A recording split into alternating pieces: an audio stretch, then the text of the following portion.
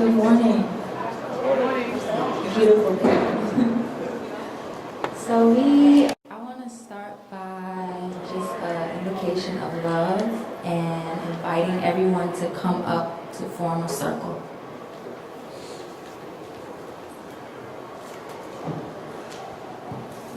The panelists as well. Thank you.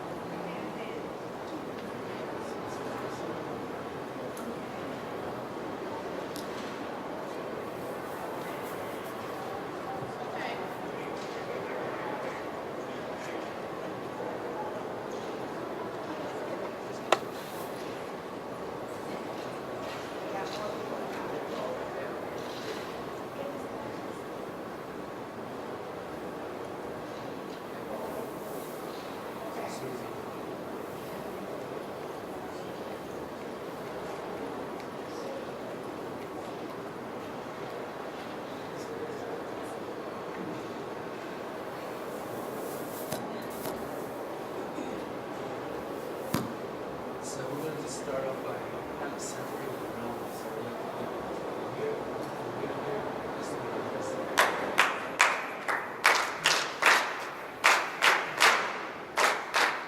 Then people from here to here.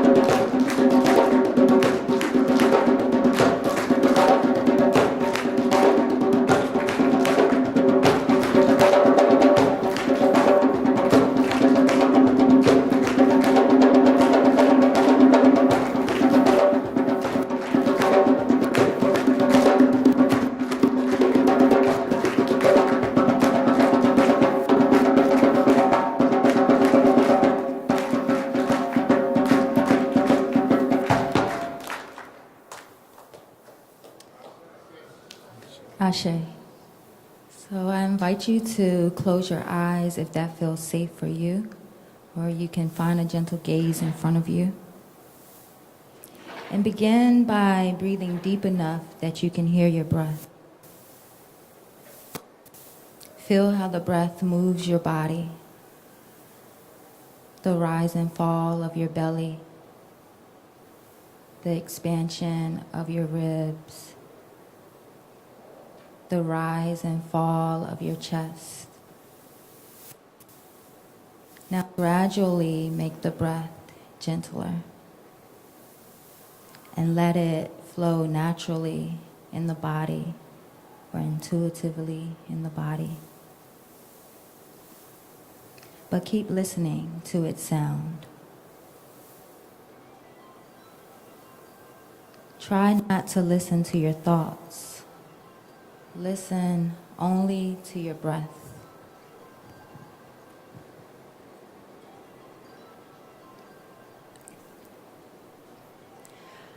We are practicing mindfulness.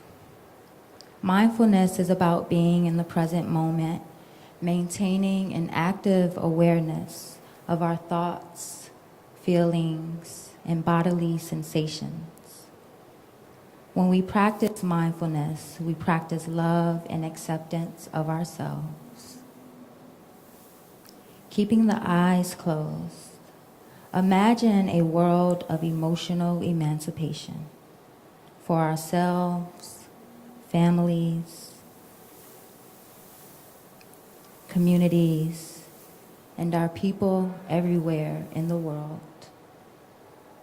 With each breath, we take in the truth of who we are and release with each breath out the toxic lies that would do us harm and limit our lives.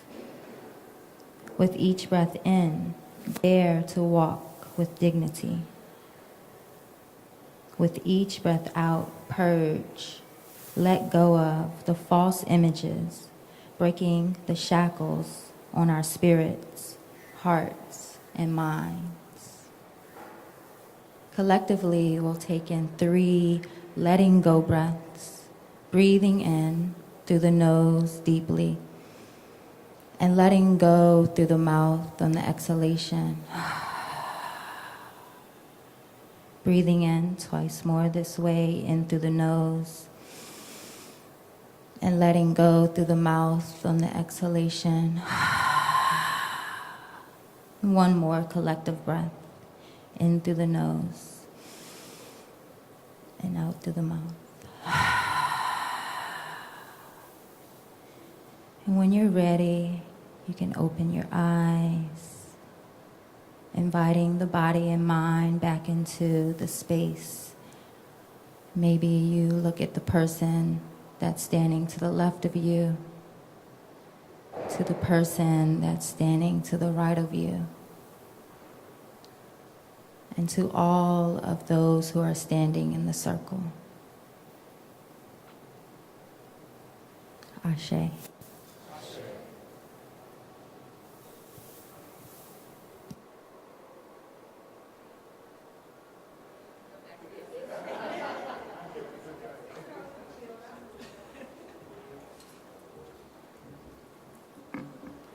Thank you, Ram. Can you hear me?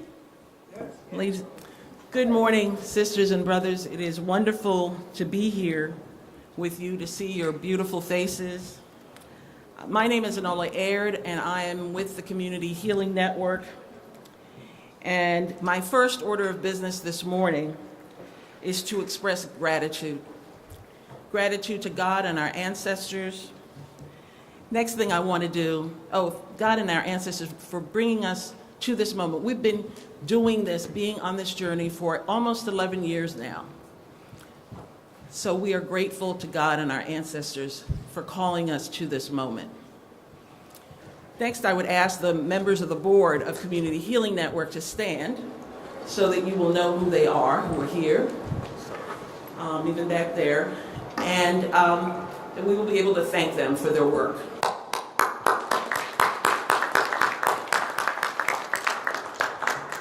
And on behalf of Community Healing Network, I want to thank you for choosing to be here today. You could have been other places, but you chose here, and we are very grateful.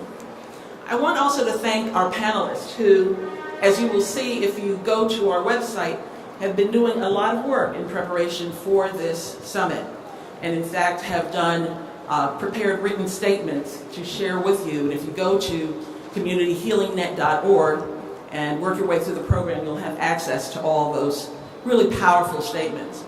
And so this is a very important opportunity to ask or to say, I hope that everyone has brought either via the internet or with a hard copy, your copy of our summit program, because we are focused on saving trees this morning, and we've not printed them out for you. We ask that you print them out yourselves.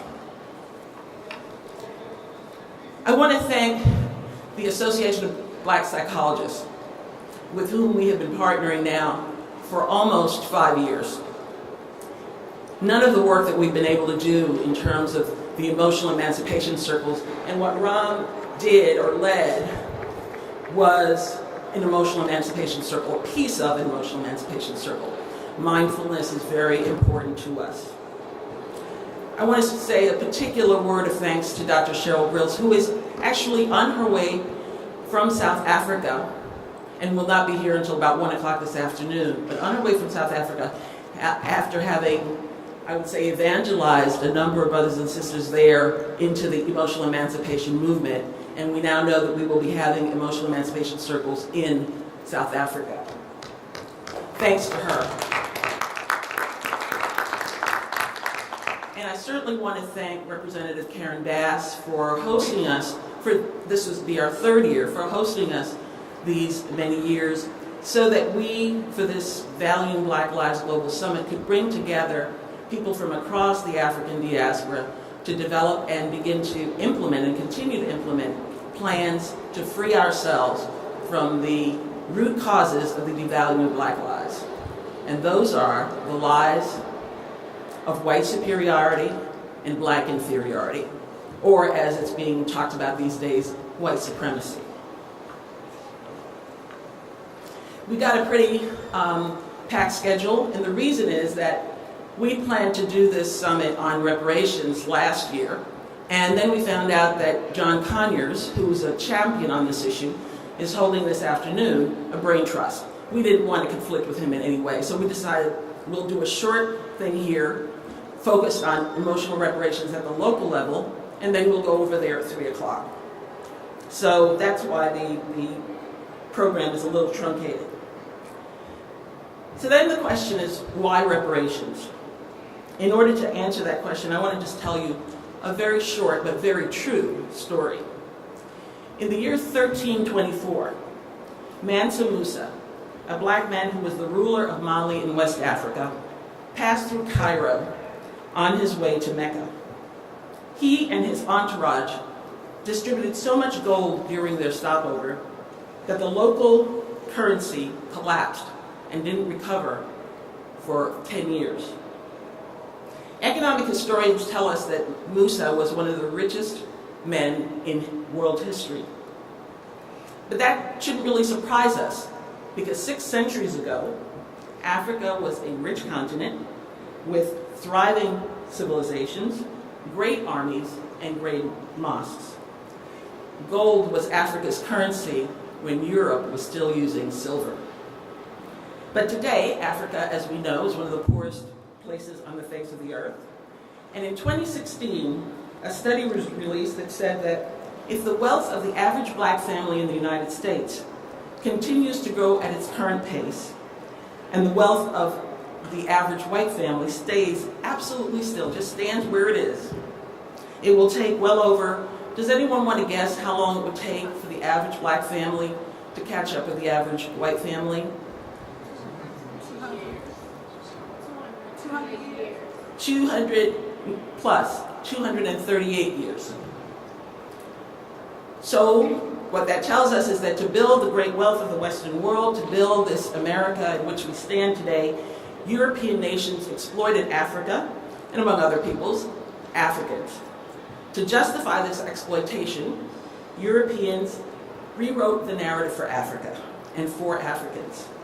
They erased Africa's mighty history and replaced it with an insidious invention, white supremacy, which breaks down into the lies of white superiority and black inferiority.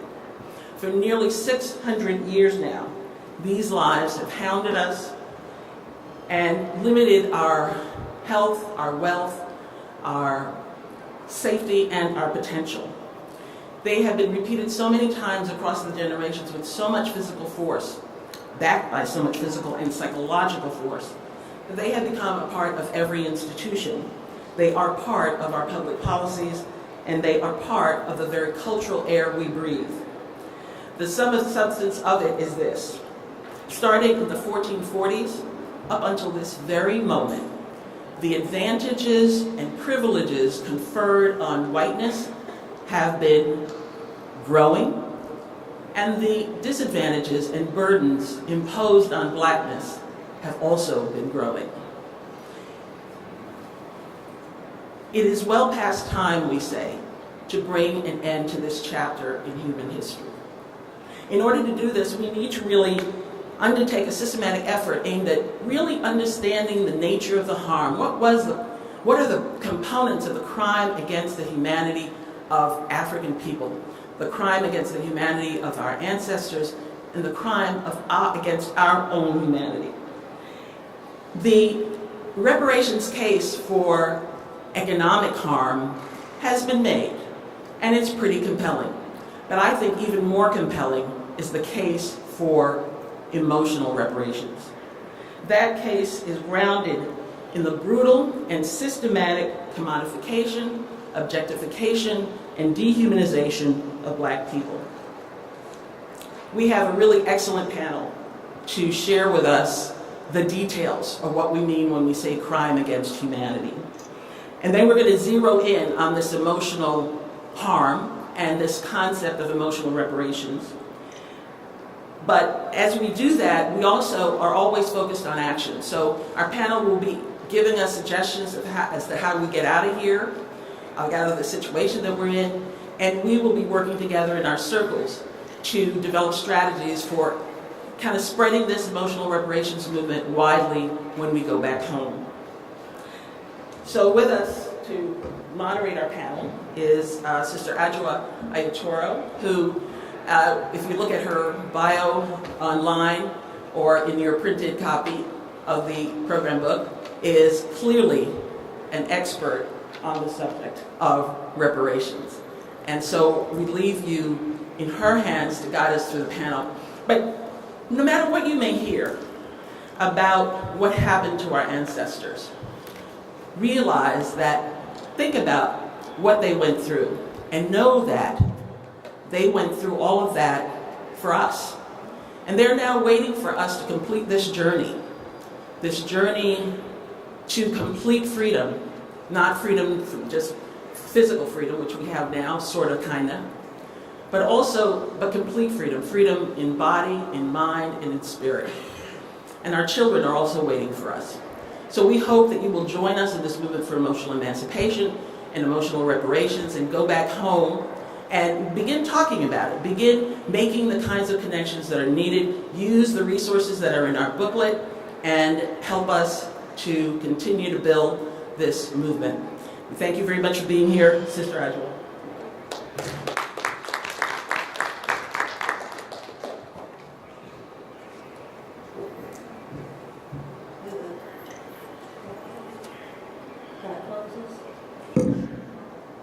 I'm not techie, so I have to ask to touch technologically.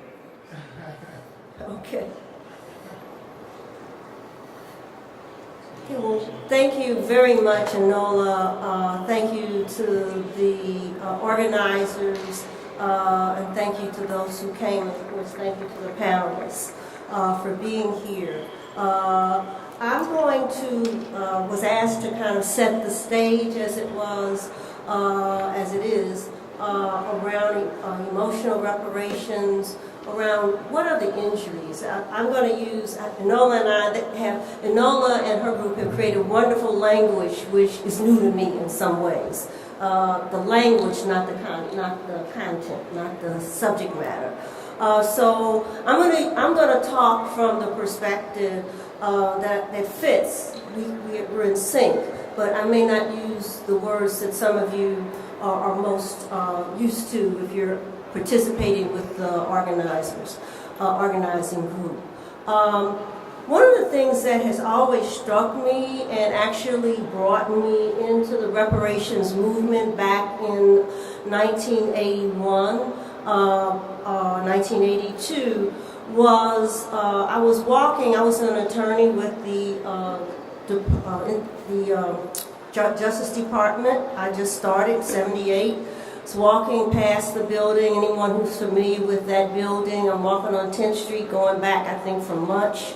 And this big old poster's there, and it says, "Black people, Uncle Sam owes you I forget the exact number, like $10 billion or something like that." It was the ANRO poster. Those of you who may know of ANRO, African Reparations Organization, African National Reparations Organization. And as I was walking past, I was doing, and still did for years, prison rights work. And it just had a resounding yes from my gut all the way through. And I started working with others in the movement, particularly the RNA and Kichi Taifa, Mario Badelli and others. And then a group of us, including Imari and those, it was Kichi and a bunch of people, came together in 1987 and formed NCOLA, National Coalition of Blacks and Reparations in America. My work with prisoner rights, my work with women's rights, my work in all that I've done for purposes of addressing the oppression, the results of the oppression, repression, and actual brutalization and slaughter of people peoples, of African peoples, has been one that has made me more and more convinced of some things that some of our now ancestors have said to us along the way, and some of us who are present day have said along the way. So what I wanted to do just very briefly is this, I have like 4 points I want to make. So what was done to Africans and African descendants during enslavement and post-enslavement, Jim Crow up until now.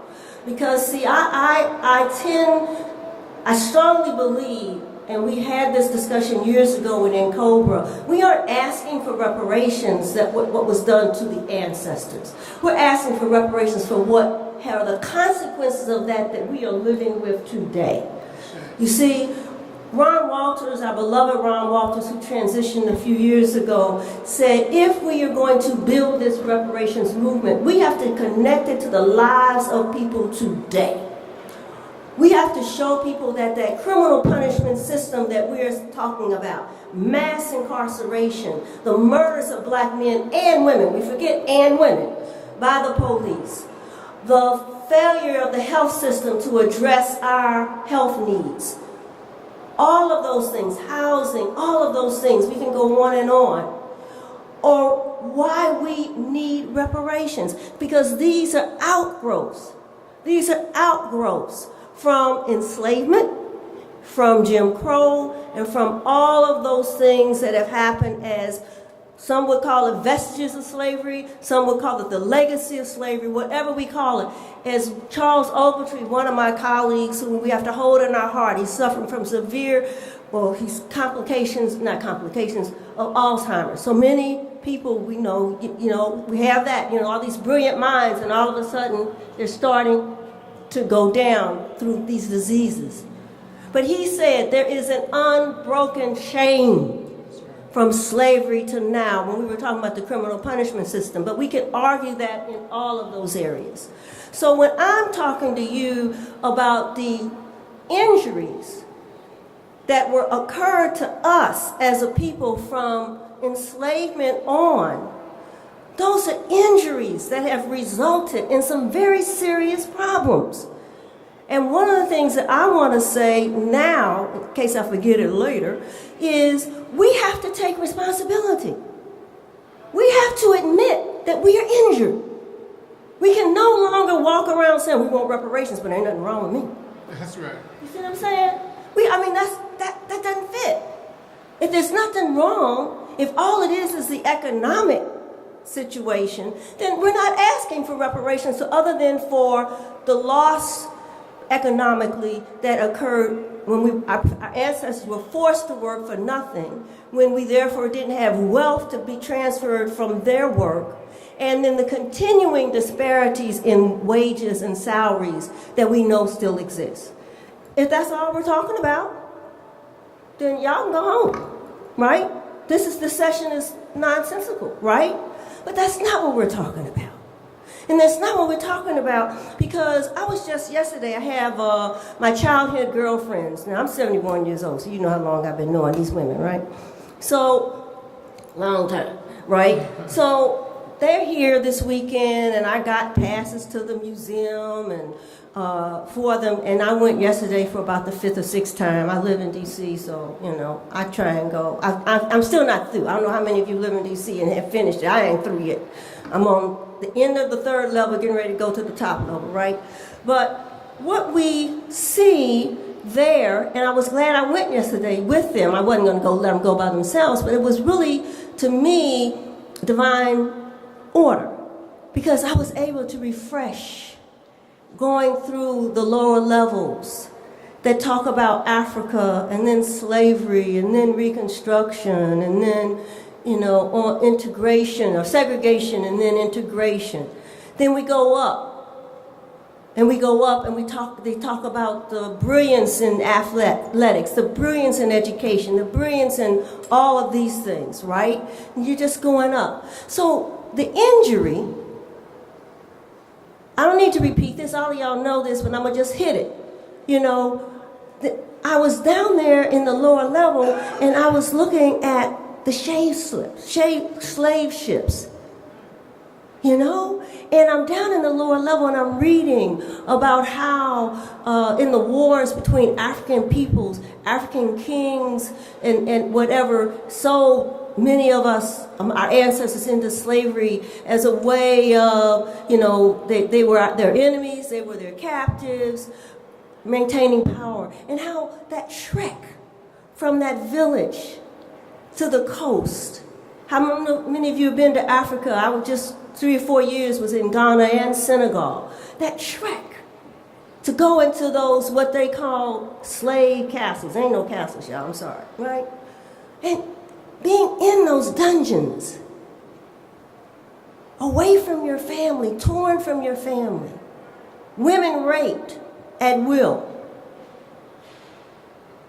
Then getting in those ships, and we all seen those pictures of how, our ancestors were lined up in those ships, shoulder to shoulder, lying flat, laying in their excrement.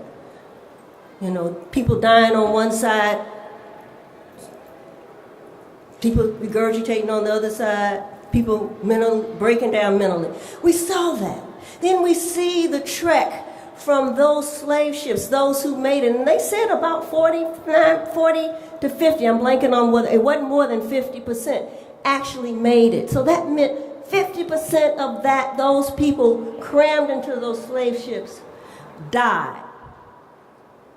Some committed suicide, but the rest died. Then you know what we know about the brutality of slavery, the stripping of your name, but more, that's bad. The stripping of your religious practices, that's bad. The brutality, if I strike out against the master, I'm used as an example. My arm is cut off, my ear is cut off. Those things happen. What trauma? We're talking about our children now living in violence. Do you know the trauma that is? Do you know the trauma that our children and us, not just children, because, we can be traumatized too, doesn't just happen to young people. Think about the trauma to us and those of us who live in communities that are infiltrated with the violence, the gunshots. Back then, it wasn't the gunshots as much as it was the hatchet or whatever they used to cut off, the whip. The trauma that those of us who may escape it still feel. Because we heard it, we saw it, we were told about it. It was done for the purpose, it's what terrorism is. That it was terrorism, and it still is terrorism. Because it's done for the purpose of quelling our spirit. It's done for the purpose of injuring us emotionally, such that we don't stand. Because we're afraid. Fear is powerful. So if we look at that, what comes out of that? What comes out of that? Self-hate. We call it internalized racism. Self-hate. Depression, addiction, high blood pressure. There's studies that have been done on high blood pressure. The constant fear and anxiety. Particularly black men, but black women too. I always say, let's not forget our black women. Black men aren't just the targets, black women are too. All of that. So who's responsible for healing that damage? I don't know about y'all. See, I'm kind of an open book. Anybody that knows me, my brother Cam down here knows, I don't have time to lie and cover up and try and be who I am, not all of that. I suffered with severe depression.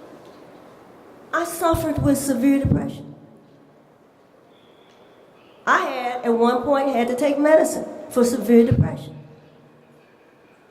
Addiction. All of those things. Who was responsible? I was.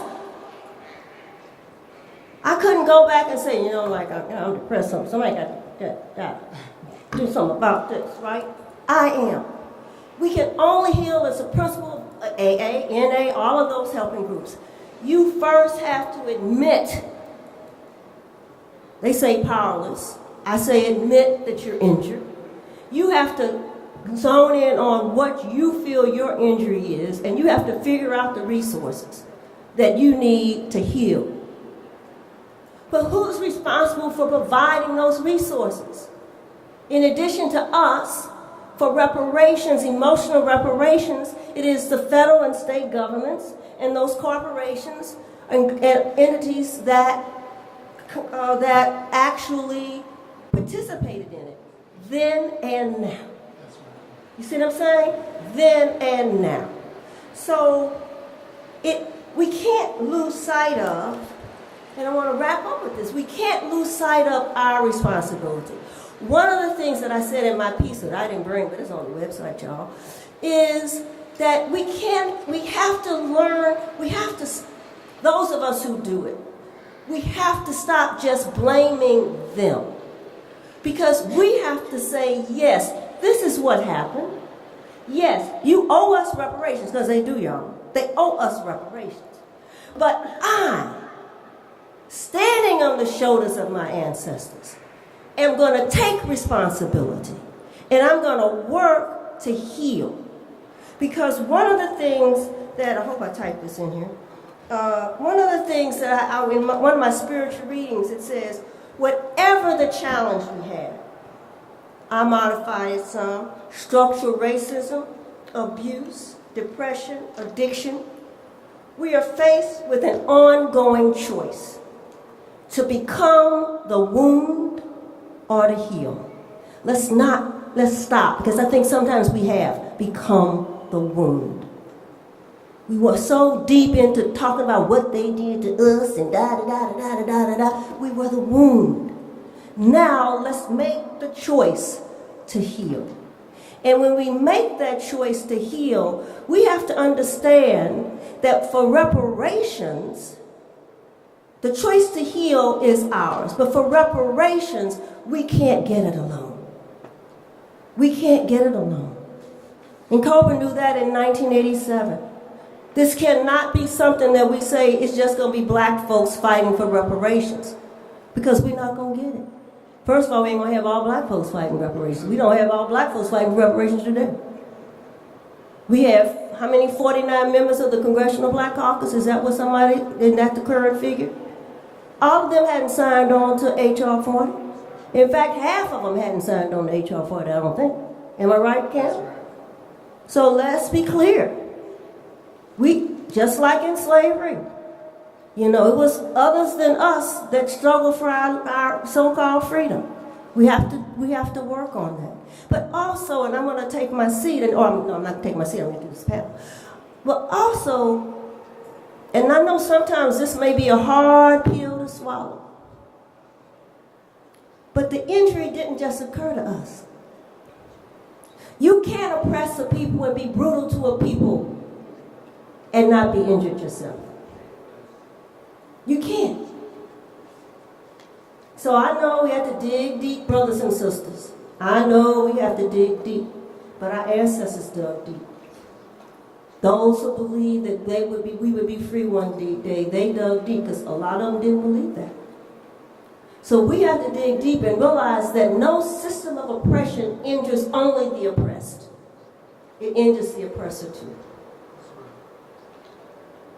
And so the healing is beyond just black folk, because we're not going to be healed by ourselves.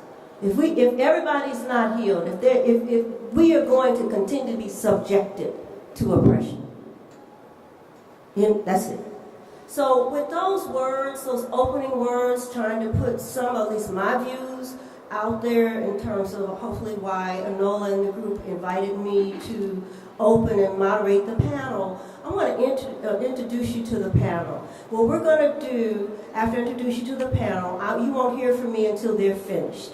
The panel will speak one after the other. They're going to speak for about 9 minutes, Lisa. Oh, Jesus, we had that. It's an inside joke, y'all. From our call, I said 8, and he said 9. I said, okay.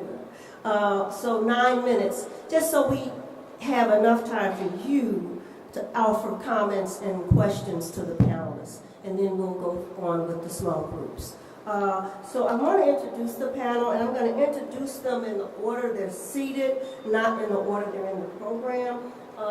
We have first Dr. Brian Nichols. His bios, I'm not giving the bio, you have all the bios. Dr. Brian Nichols, followed by Dr. Maisa Akbar, followed by Dr. Lisa D. Delpit, followed by Alan Qualina Frimpong, and last but not least, Cam Howard. And if Baba Leonard comes in, he'll speak between Dr. Lisa, that's it, and Mr. Alan Frimpong. Okay? Thank you very much. After they speak, I'll come up and we'll direct questions.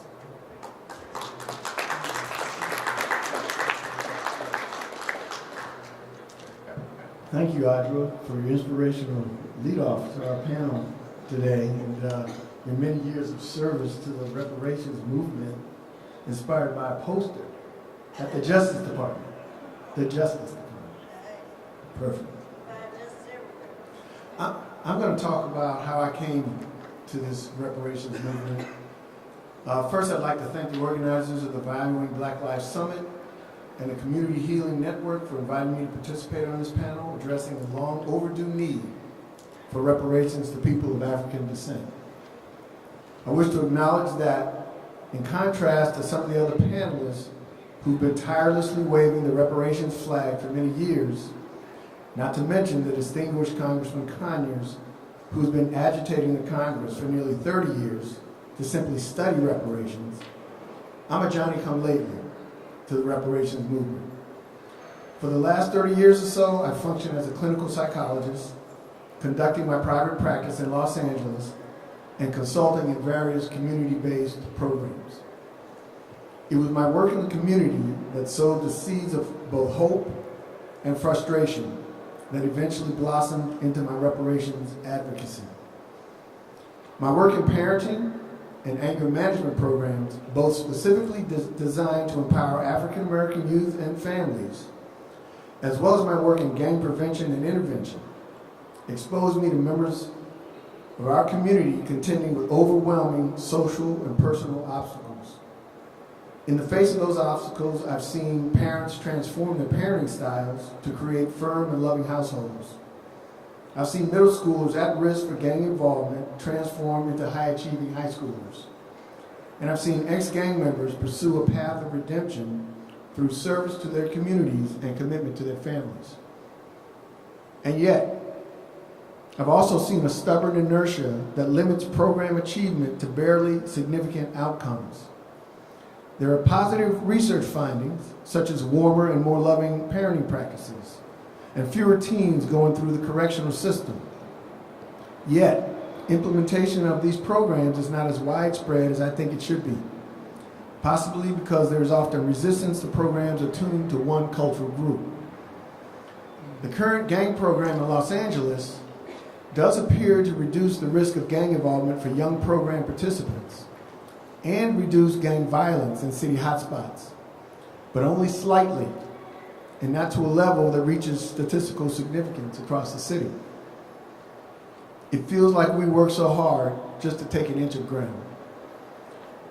But from my perspective, the struggles of our community programs aren't just due to the intractability of the problems of families and youth we work with. They're also due to the difficulty in establishing a well-oiled, cohesive collaboration amongst the culturally diverse stakeholders attempting to make substantive improvements in the life of our community. Many meetings aimed at weaving together these diverse entities into a cohesive unit, all marching in the same direction, often broke down into finger-pointing. Typically, African Americans, along with other people of color, expressed suspicion and fear of exploitation, while white collaborators ended up frustrated and confused by resistance to their plans. It seemed to me that while I assumed these were all good people trying to do good work, there was some invisible force haunting and corrupting the proceedings, exposing old and unresolved fault lines in this presumably post-racial collaboration.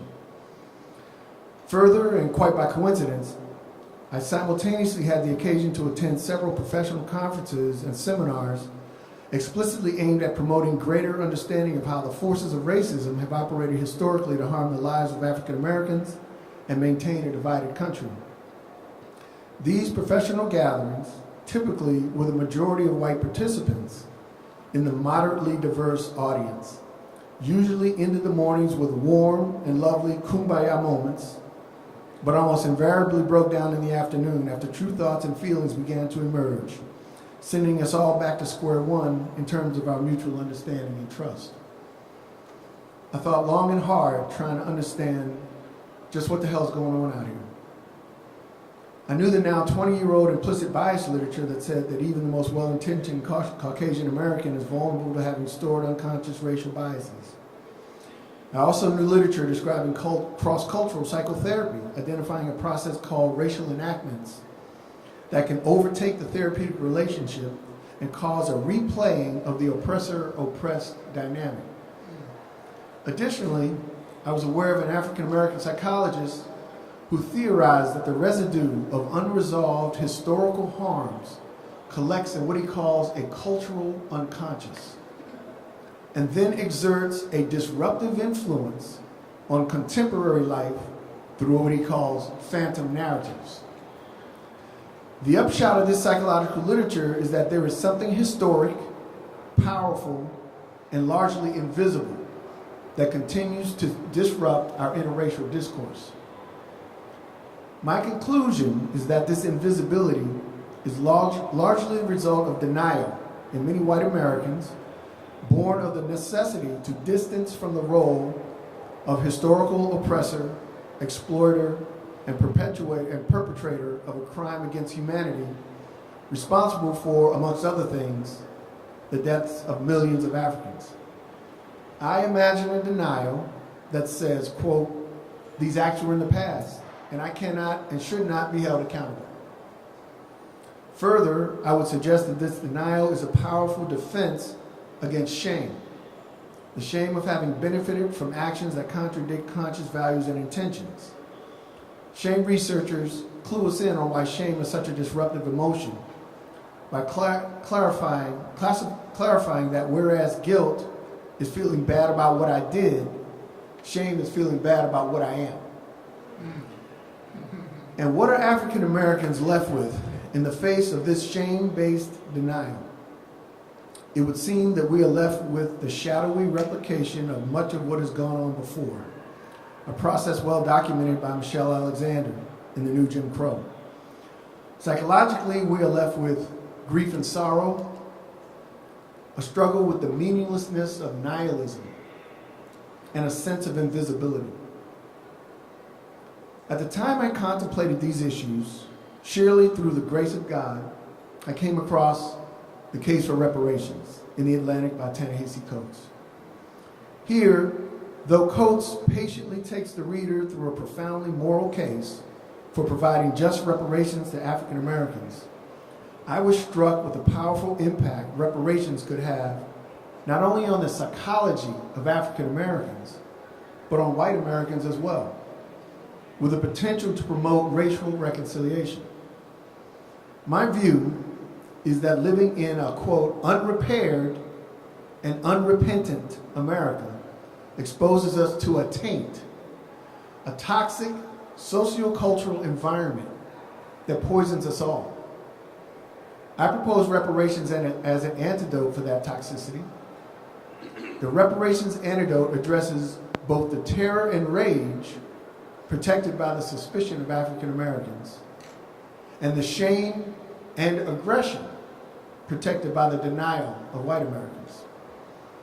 It is the missing apology and untendered compensation that has stood waiting since the Emancipation Proclamation as the remaining unfinished business of atoning for the crime of slavery.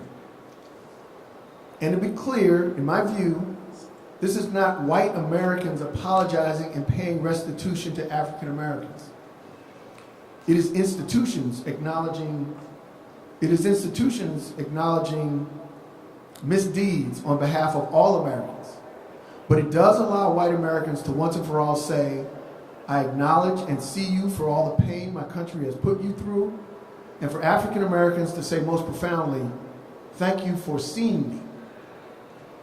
This understanding of the powerful healing potential of reparations has led my colleague, Dr. Medria Connolly, and myself on an odyssey that we refer to as our reparations project. We intend to write and speak to whomever will listen in spreading the reparations gospel with the goal of helping people realize that there is in fact a concrete mechanism for promoting healing of the past and embarking on a national future in which cultural divisions aren't so stark.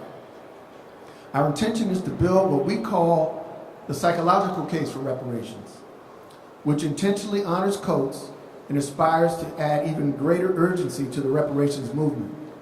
Fittingly, I'd like to end with this quote from Coates. What I'm talking about is more than recompense for past injustices, more than a handout, a payoff, hush money, or a reluctant bribe. What I'm talking about is a national reckoning that would lead to spiritual renewal.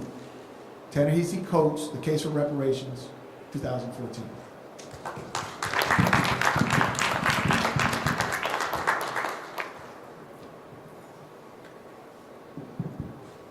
Morning, everyone. Is this working?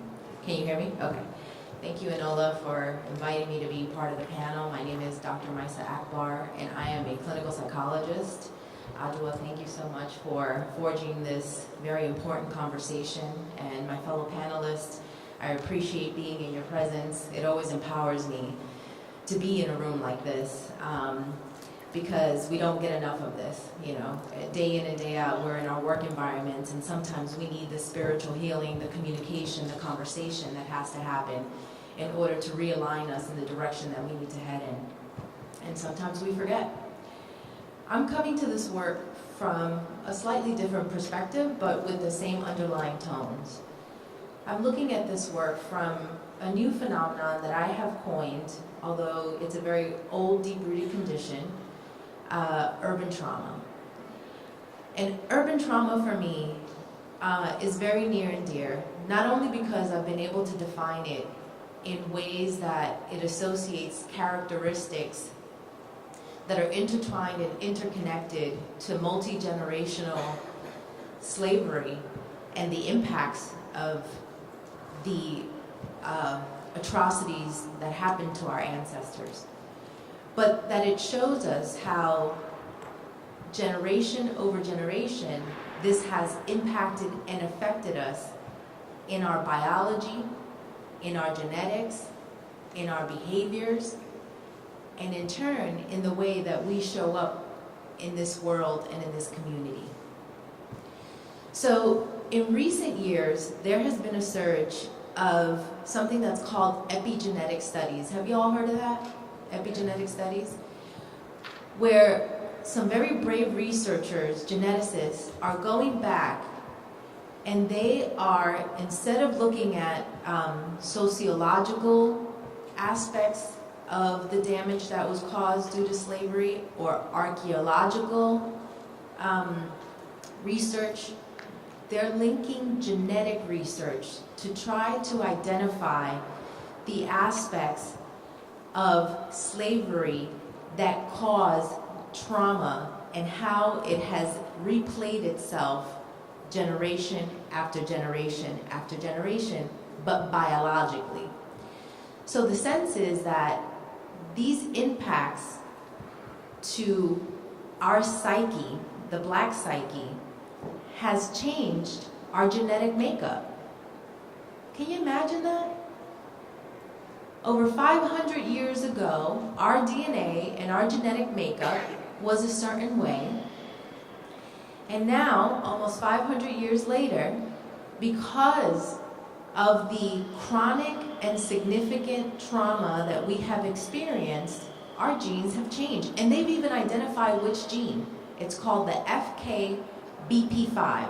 That's how scientific and specific this is. That gene has mutated, and it takes about a generation and a half for a gene to either continue to mutate or to return to its original origin. However, we know that it's never been able to return to its original origin, right? We know that, right?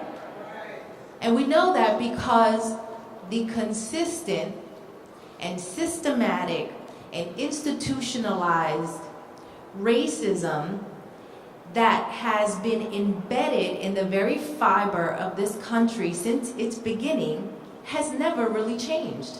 All it's done is that racism has a new face as communities evolve, as technology evolves, as people evolve, and they get more savvy at it.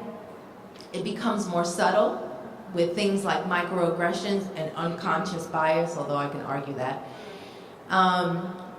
And what ends up happening is that we just have a different iteration of the very same thing. So it has never really allowed for the gene makeup to get to its original origin. So you might say to yourself, well, what does that mean? What does that mean for me if my FKBP5 has mutated, right?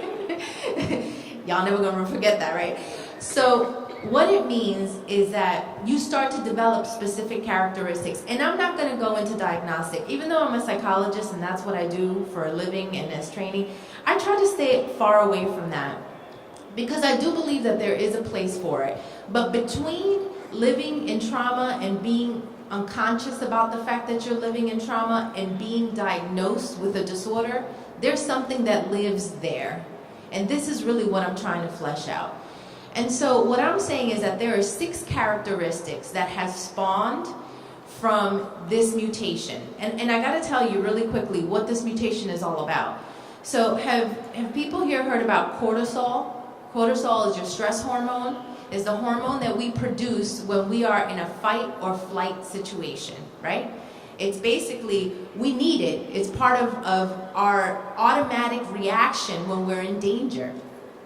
And so the theory is that for us, particularly for people of color, black people, people of African descent, our cortisol levels are in constant overactivation.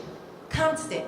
Now remember, you're only supposed to have overactivation of your cortisol levels when you're in a dangerous situation. But guess what? Are we now living in dangerous times? Can we walk around freely and never consider or have a thought about whether our physical selves or our emotional selves or our psychological selves are not in danger? No, we can't.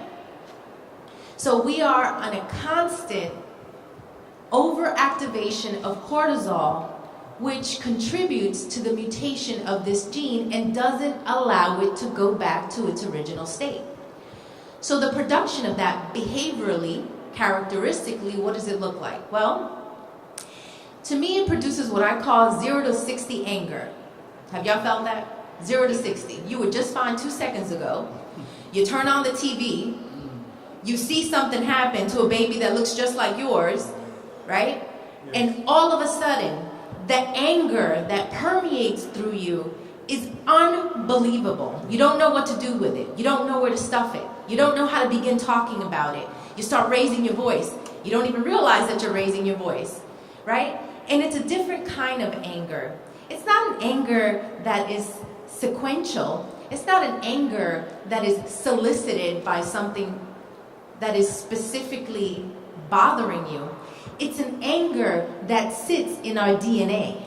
It's an anger that is embedded in that mutated gene that dates back to slavery. And that's why you go from 0 to 60. The second characteristic is mistrust, right? Sometimes we have a hard time, well, a lot of times we have a hard time trusting white people and their intentions, and we know why. But that has also carried over into mistrust with each other and the intentions that we have for each other. And, you know, it's no secret that that was done by design, right? We didn't just get here because we wanted to live in communities with each other where we don't trust each other. We got here because by design, that's the way that it was created. It was embedded in our communities and in our families. I only got 1 minute and I got 4 to go, so I'm gonna get a little faster. Manipulation is the other one.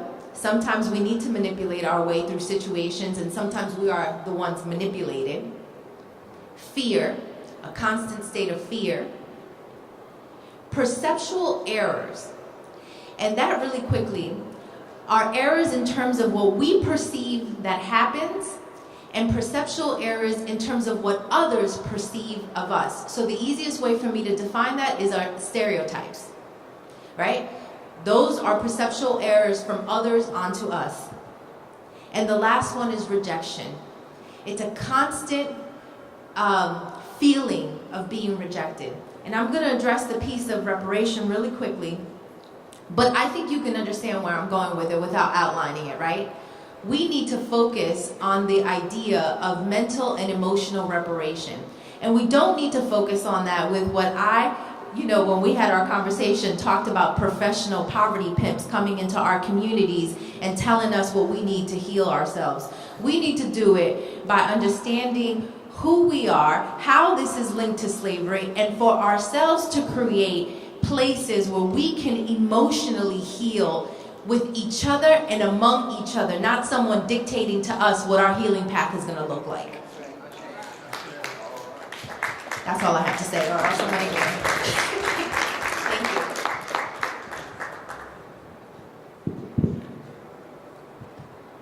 Good morning.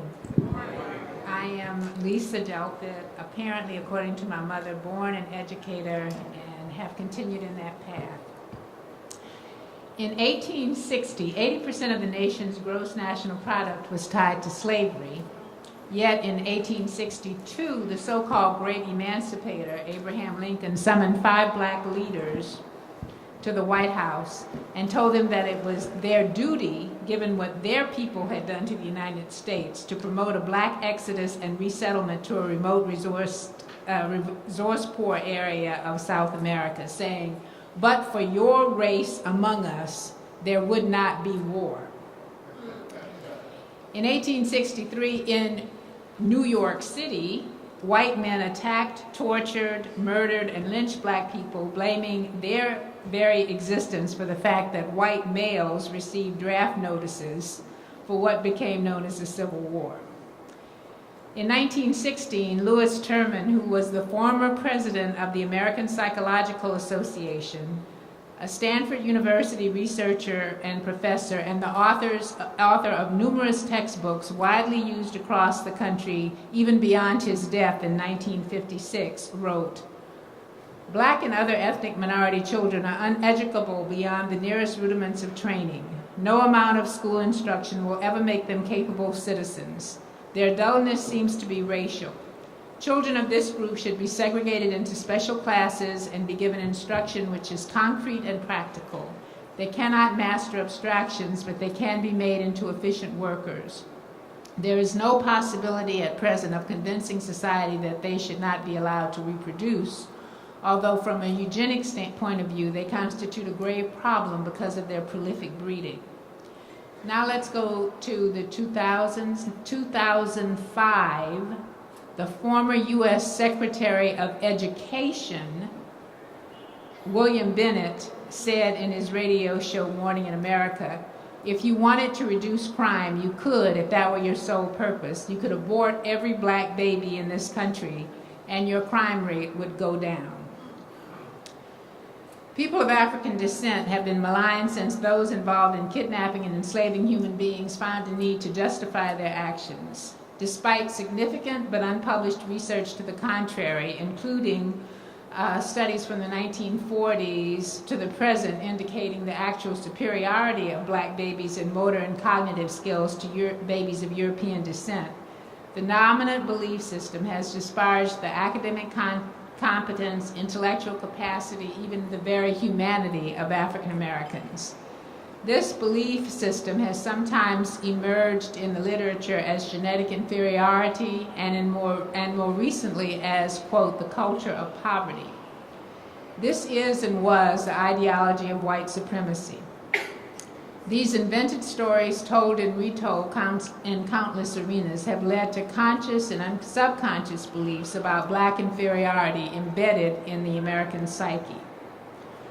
Stories of black inferiority manifest themselves within these belief systems of both educators and students and result in teachers, black, white, and other, expecting less of African American students and consequently teaching less, and in African American students expecting to fail, so giving up before they try. Educator bias begins with the youngest of our children. A recent Yale study shows that racial bias, especially against black boys, leads to preschool teachers expecting black boys to misbehave and resulting in a 300% greater likelihood that they will be suspended from preschool than their white preschool classmates with the same behavior. This pattern worsens with older African American K-12 students being suspended almost 4 times more than white students, and in their being greatly underrepresented in every type of advanced academic program. Our children also internalize racist belief systems and the limiting stereotypes they engender. A high schooler in a failing Miami school once said to me, "They put us in F schools because we're F people." An 8th grader said to his young teacher, "So they made us the slaves because we were dumb, right, Miss Summers?" My recent book, Multiplication is for White People, got its title from a 6th grader who said to her tutor who was trying to help her master multiplication, "Why are you trying to teach me this, Miss L? Black people don't multiply. Black people just add and subtract. White people multiply." And the negative story is recreated by generation after generation. Psychologist Claude Steele's work on stereotype threat reveals that subconsciously held destructive stereotypes can even directly affect the results of testing for stigmatized groups. People from stigmatized groups become so anxious that their test performance may confirm the negative stereotypes held by the larger society against their group, that their heart rate increases, their blood pressure skyrockets, and the problem-solving areas of their brains shut down. As a consequence, test scores are significantly lowered. This effect seems to occur whether or not the test taker is consciously aware of feeling any anxiety, explaining in part why many African Americans underperform on standardized tests. So, reinforced by misguided testing, biased teacher assessments, inadequate instruction, and culturally insensitive curricula, beliefs of inadequacy replicate themselves like a virus in the minds of educators and students alike. These destructive stories and beliefs about people of African descent are actually subconscious messages that the larger culture has programmed into all of our subconscious brains. Fortunately, neuroscience and epigeneticists tell us that we don't have to change our subconscious programming. We have to inundate our conscious minds with new stories that will replace the old programming. For those of us who are old enough to remember, our African American foremothers and forefathers knew well how to do this. The segregated black schools of the past, in addition to being sites of learning, were intentionally organized in opposition to the ideology of black inferiority. In fact, in segregated schools, churches, clubs, and other community institutions, adults worked to ensure that African American children were inundated with an alternative set of stories with the goal of proclaiming their people's intelligence, character, and humanity. In the service of that goal, extensive academic support in and out of school was the norm, and rituals were enacted that included uplifting songs, recitations, and performances. Inside schools, regular assemblies of students were held to remind them of their own and their people's brilliance, and to reinforce the expectations of the adults around them that they must work hard to free themselves and to be of service to their communities. Today, while some children receive these positive messages from their families, we are left with few schools or community organizations providing a consistent counter-narrative for the majority of our students. Without such reprogramming interventions, they and their teachers are left to the ravages of the larger society's destructive messages. So what might activists take on in local communities? I believe we have to do what our ancestors did in a racialized society, In communities and in schools, we have to provide counter-narratives to the stories embedded in our children's minds and address those embedded in their teachers' minds. There are many things we need to address, but I'm going to suggest here only a few. The first is advocating for African-American-based after-school and in community programs like the Children's Defense Fund's Freedom Schools. These are life-changing projects and include high-quality academic achievement with a focus on African-American culture and history, parent and family involvement, intergenerational servant leadership development, and nutrition, health, and mental health. Secondly, organizing for parental involvement in district policy decisions and insisting that non-district charter schools include a majority of community members and parents served by the schools on their boards and other decision-making bodies. Parents, once made aware of the need to rethink the education of African American children, are the most likely to do so. Third, demanding that school curricula based on the social and intellectual history and lived community issues of African American children be incorporated into any standards-based curriculum. Within such a curricular format, students should be allowed to access relevant information to become the producers of knowledge within their classrooms and communities, and not merely the recipients of others' knowledge, thus seeing themselves as agents who can change the status quo. One example in one school I can talk about in a small group was an oral history project of an historical black high school, which was conducted by current black students with the help of university professors and was disseminated in presentations both locally and nationally. Fourth, demanding that educators learn about and how to mitigate the effects of implicit bias and negative stereotypes on the teaching and learning environment. Further, that any experts brought in to address this issue or the emotional needs and academic performance of African American students be grounded in African American scholarship. And finally, insisting that mental health professionals with deep connections to African American communities be available in schools to serve African American children, their families, and their teachers. Thank you.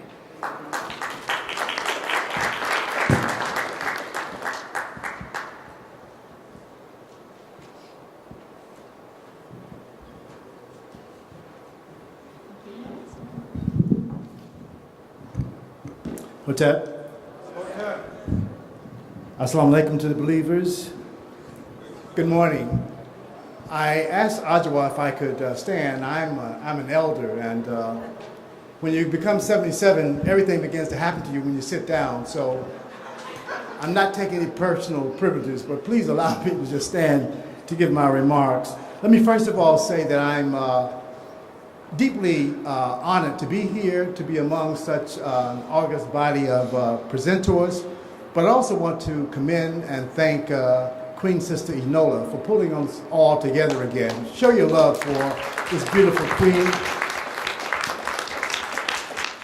I know a few of the panelists, but I raised this young lady to my right, so I know she's going to be hard on me, so let me get right into my remarks. Next thing I know, she'll be sliding me a piece of paper, and I do want to share some pieces with you. I also wanted to stand because as I conclude my remarks, some of you are going to run me out of this room, so I want to be able to get right out of here and right over there. That way you can't kill me.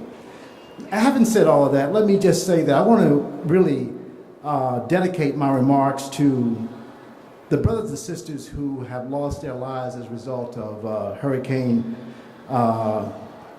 Harvey, Irma, Jose, and Maria.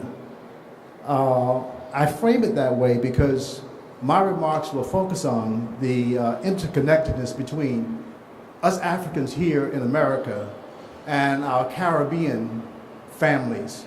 And I think oftentimes as we do this work, we tend not to show the connectivity between us and our brothers who are living and were born and may be residing now here in this country but are from the Caribbean. As you all will know and remember, when they decided they didn't want us to live as human beings, the first spot they dropped us off in were the Caribbean islands. Am I correct? Yes. So my remarks, again, will focus on that. The living legacies of African enslavement in the USA and the Caribbean, legacies that have been passed down from generations to generations. I start that way so that you will recognize, first of all, that my comments are going to be very, very short. I shared with Sister Enola my 10-page presentation for you today. I don't know whether or not you have a chance to see it yet. It's on the website. And I also have a document that I wanted to share with you called Defining Harms for African American Children, Families, and Communities. That's on the website. I also have some copies, and that's significant because what it does, it describes how oftentimes those who do not come from our experience define us in ways that are not appropriate to be described. So what we did was to pull together members of the Black Family Summit. I'm the convener of the Black Family Summit, as I'm sure Sister Ajawar shared with you. And the authors of this document is Dr. Patricia Newton, who is the medical director of the Black Psychiatrists of America, Dr. Nell Prim, who is with the All Hills Mental Health Alliance, Dr. Darrell Rowe, past president of Black Psychologists of America, Tony Oliver, president of National Association of Black Social Workers, and Dr. Taiwan Lovelace of our DC Justice Collaborative. Let me go back to my remarks. The African descendant population of North America and the Caribbean has the highest incidence in the world of chronic diseases in the forms of hypertension, diabetes, type 2. The pandemic is a result of the nutritional experience, physical and emotional brutality, and the overall stress profiles associated with slavery, genocide, and apartheid. Over 10 million Africans were imported in the Caribbean during the 400 years of slavery. I'm not going to go through all of that because it's too lengthy, because what I do want to do is focus on some of the issues that we are currently faced with. You've heard statistics given, and I want to just give you one that I just came across before I left Durham, North Carolina, which is where I live. It was called the African America's Only Racial Group Left Behind in Earnings. And it talks about how African Americans were the worst off financially in 2016 than they were in 2000. And it goes on and on, listing all of the other indicators of how we have fallen behind in terms of other groups. But all of this is a result, as we all know, of the enslavement and the residuals of that have forced us into these conditions. But because of our conditioning, we often think that it's us and not the external factors that cause us to be like we are. Let me just talk a little bit about a model that I have shared with Sister Enola. And my notes are all running together in here because I've just gotten off track for a second. It's called a value system required for an African American community development program. And I list out several categories that I think are very, very important for us to maintain and strengthen and overcome the residuals of post-traumatic slavery disorder. I talk about the essential elements of an African-centered program. I talk about a paradigm for the American family community program model. I talk a bit about maintaining one's family unit. I talk a bit about how you can provide and educate black children, and also how do we deal with teaching our children to deal with racism, the importance of celebrating black holidays, the importance of celebrating and organizing family reunions, the importance of developing a family economic plan, the importance of adopting black children, the importance of family support groups, the importance of developing our personal family library, the importance of decorating our homes with black art, the importance of community health projects, the importance of supporting black businesses, the importance of supporting religious institutions, and the importance of supporting historically black colleges. And I go on to point out, in terms of supporting black colleges, if you'll remember, over 75% of all our black doctors, lawyers, engineers, and dentists receive their undergraduate degrees from historically black colleges and our universities. And I give examples. And, you know, we talk often about the movement, and those of us who come out of the movement, Brother Stokely Carmichael, for example, we knew him as Kwame Ture, went to school right here at Howard University. H. Rap Brown, Southern University, Dr. Martin Luther King, Morehouse College. Some of our current leaders, we can talk about Jesse Jackson at North Carolina A&T, Roberta Flack at Howard University, or we could talk about Spike Lee and Samuel L. Jackson from Morehouse University. For those of us who went to basketball, Avery Johnson from Southern University, and the great Earl the Pearl Monroe from Winston-Salem University, just to give you an example. We could go on up to the other areas, but oftentimes we send our children for their first year of undergraduate education to universities that do not look like us. White people send their, Jews, for example, send their kids to Brandeis University. If you are Mormon, you're not going to send your kid to any place but Brigham University. Am I correct? Italians do Seton Hall University. The list goes on and on. But we are afraid for whatever reasons. I give you the story. How much time I got, Queen? 3 minutes. Our two kids knew they had a choice of, at that time, 110. Otherwise, they would not get a dime from their mother and father. So they had to go. They had no option. Let me get to the last piece I want to talk about, and that has to do with the importance of rites of passage. Now, I'm going to share with you the names of a couple of people who, once I conclude my remarks, I think you will agree if they had gone through a rites of passage program, they would be different individuals. Kodak Black, does that name ring a bell? 21 Savage. How many young folk in the house? I'm talking about young hip hoppers. If you're under 35, you should know who Kodak Black is. Am I right, brother? Raise your hand. You should know who 21 Savage is. Raise your hand. You should know who Wiz Khalifa is. Khalifa? You should know who he is. Now, for us old schoolers, you know who Terrence Howard is, right? You know good old Michael Jordan, right? You know good old Charles Barkley, right? And I'm not going to talk about some of us who go back to the movement, talk about Harry Belafonte and Sidney Poitier. Now, let me put this in context. We have in our community double chocolate queens, we have dark chocolate queens, we have chocolate queens, we have caramel colored queens, we have brown sugar colored ones, we have peach colored ones, we have your yellow banana colored looking ones, and we have those who are short, we got those who are tall, we got those who are somewhat slim, we got skinny ones, we got stocky ones, and we have hefty ones. But let me tell you what Brother Ray and Brother Jamal are doing. They have decided they want to go to who they suffer from the syndrome called Samantha. You know who Samantha is, right? Samantha is a young white lady with the blonde hair, and they have decided that's their motto. That's the impact of post-traumatic 30 seconds, post-traumatic slavery disorder.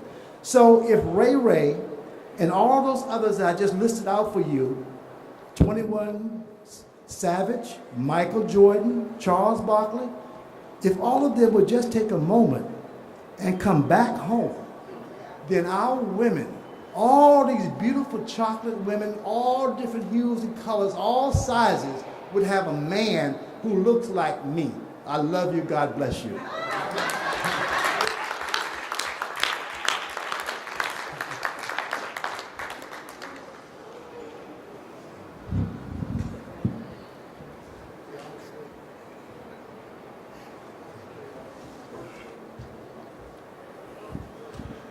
So I'm a call and response kind of brother, so I'm just going to do a quick call and response right quick to get the vibrations going. So I'm going to say, great rising. Great rising. Great rising. Great rising. Great rising. Great rising. Thank you, Medasi. My name is Alan Kwabena Frimpong. I'm from Jersey City, New Jersey. I'm with a national network called Within Our Lifetime. It is a national network of 120 organizations and practitioners who are fighting to end racism, structural racism, and implicit bias. I'm the national organizer. And I wanted to start off given what everyone has mentioned earlier around the importance of talking about emotional emancipation to actually get into a deeper conversation around economic behaviors of scarcity that are rooted in capitalism that we know is a tool of white supremacy. And I want to do that through some storytelling about what has happened recently in Charlottesville, Virginia, which is just about 2 hours away from here. But before I do that, I think rooted in culture and rooted in history and legacy, I would be remiss if we weren't having a conversation about our economics as a people if I didn't talk about my own culture as a second generation born West African whose parents came here to the United States in the 70s. And so in thinking about cooperative economics, the thing that I think about is my uncle, my grandfather, my great-grandfather, who were all chiefs of a small township outside of Accra, which is the capital of Ghana, and their lineage as they were all a part of the Ashanti kingdom in Ghana. And the thing that brings to mind why this explanation of what I'm going to share is important is because as the chief, my uncle currently, who's the chief of Kokrobite, really serves as the caretaker of the land in Ghana.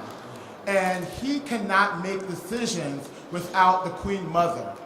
And the Queen Mother and the chiefs of that township cannot make decisions without the Council of Elders, right? And so there is a cultural, ritual aspect and a tradition that has maintained. And even though Ghana has suffered under the state of neocolonialism, where even the state of chieftaincy has been bastardized, yet my uncle strives to continue his legacy as a chief. And really that's an inspiration for me in the role that I play within our lifetime as the network organizer, because much of my work is thinking about how we mobilize resources in our communities to then think about how do we do this in a way that is going to reduce the harm of the kind of behaviors that capitalism breeds when we're trying to organize ourselves to move ourselves towards a political agenda, towards liberation and freedom. And that has to happen locally in our communities. And I think Charlottesville is a perfect case example of the struggles that we've had, especially since it's in a state where we know the first slaves came here in 1619, and we are approaching 2019. And so when I think about August 12th of this year, as someone who's 33 years old, while we all know that the KKK and white supremacist terror is the lay of the land and it's the air that we breathe when we think about white supremacy culture, I would have thought like seeing the KKK was something that I would continue to see on A&E, but not necessarily on the TV screens of CNN, MSNBC, and to see the terror that had continued, not from just August 12th, but actually stemming from May 13th, when the alt-right blogger who lived in Charlottesville, who graduated from the University of Virginia, who got his degree, was able to organize a rally of what was starting with 50 people, which then turned into 100 people on July 8th, which then turned into 1,000 plus people on August 12th. So the increase in the ability of one white male who graduated from the University of Virginia that is located in Charlottesville, whom, quite frankly, if we think about this college institution, if we want to talk about predominantly white institutions, has really facilitated the gentrification of Charlottesville. When we look at the population of black folks who live in Charlottesville, since 2011, we have seen a decline from the 25% to 19%. And if we really want to talk about it, we've really seen the decline since the urban renewal policies of the 70s, which destroyed the Vinegar Hill neighborhood of Charlottesville, a historic black neighborhood that was thriving in business. And of course, we all know the pattern. When you put a highway through a community, we all know what happens next. And so, in telling that story, the solutions in this present day that people in that community were trying to put forth, and shout out to Vice Mayor Wes Bellamy, who tried to put forth an economic package, an equity package, to address some of these historical ills because of the kind of capitalistic society that we live in. The four things were the redevelopment of housing, a workforce development program for black folks, free community college for all black young folks, and the removal of the Confederate statues. Those four things were in this equity package that were introduced in January 2017, where actually it was a young black teenage girl in high school who submitted a petition to take the statues down. So all of this was part of an equity package, which was really code words in attempts to try to put forth a reparations package. And what people don't know about the statues is that the plan was to actually sell the statues and use the money as leverage for a reparations fund in Charlottesville. So when we're talking about the counter-organizing of white supremacist terror, it is beyond the statues. It is actually around the economic wealth that is being thwarted because people do not want to see the self-determination of black folks in Charlottesville.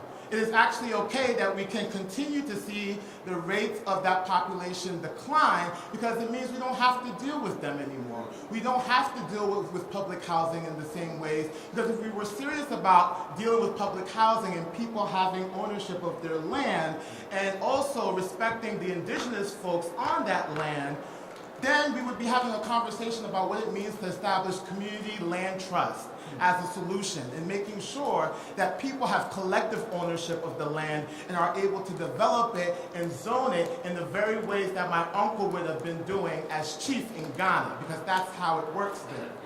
The second thing I would say to that is we have to think about then what does it mean for us to then establish a just transition if we want to move away from this economic behavior of scarcity that creates an economic democracy for all people.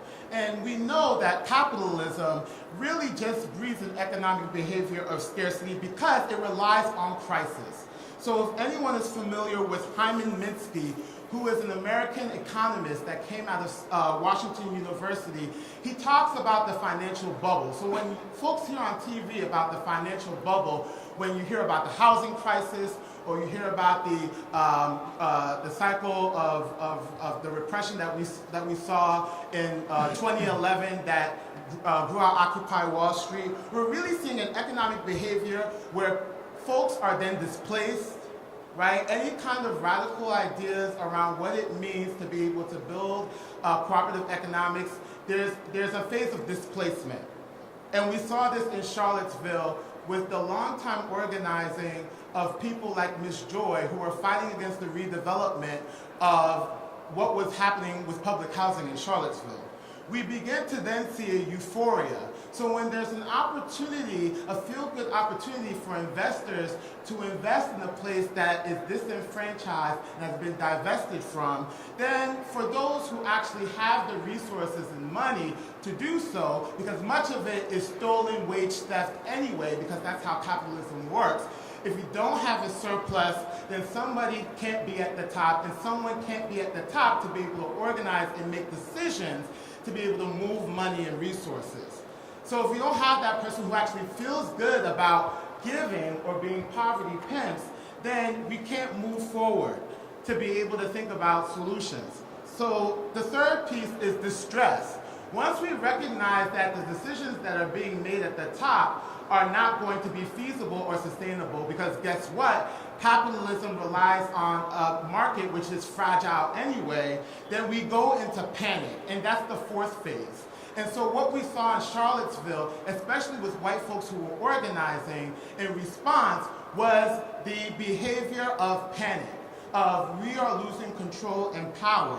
And so if we're not thinking about solutions on changing our relationship with debt and scarcity, creating anti-capitalist alternatives that allow us to practice new ways of being and being intentional about designing and participating in systems that allow for our freedom, that looks like cooperative housing, that looks like credit unions. We recognize we're still living in a capitalistic society, but we have to figure out what our just transition is going to be if we're going to liberate ourselves out of capitalism. And that also means if we are going to achieve reparations on any level, it also means that we have to stand in that truth too.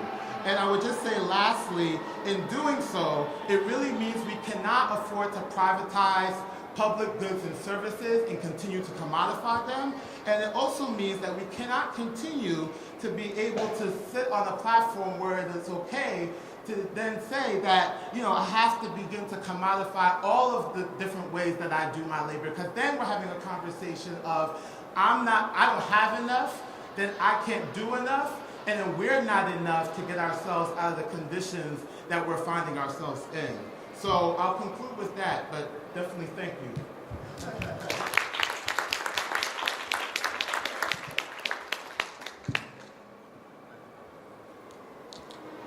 Good morning. I want to thank all the previous panelists who've spoken for me and given me an opportunity to just wrap up this session and get ready to feel some of your energy out there. There's a saying in the reparations activist community that we're all injured. You heard scientific proof to that fact that we're all injured, but that's just generally a saying in the reparations community. I live in Chicago, and many times we can readily see the injury in our young people who are engaged in various types of violence, but we understand that that injury is widespread. It appears in city hall chambers, it appears in corporate America where blacks are, it appears in our schools. Things that you heard here on this panel, that injury is ubiquitous. On the psychological level, on the emotional level, and intellectual level. We also understand in the reparations community that we undergo our healing through struggle, through engaging this battle. We're healed, or that healing begins to take place. It's kind of similar to, we've heard of Mothers Against Drunk Drivers. These are mothers who came together who fighting the issue of drunk driving because they've suffered an injury, suffered a loss of a child. And it's through their struggle that they're being healed.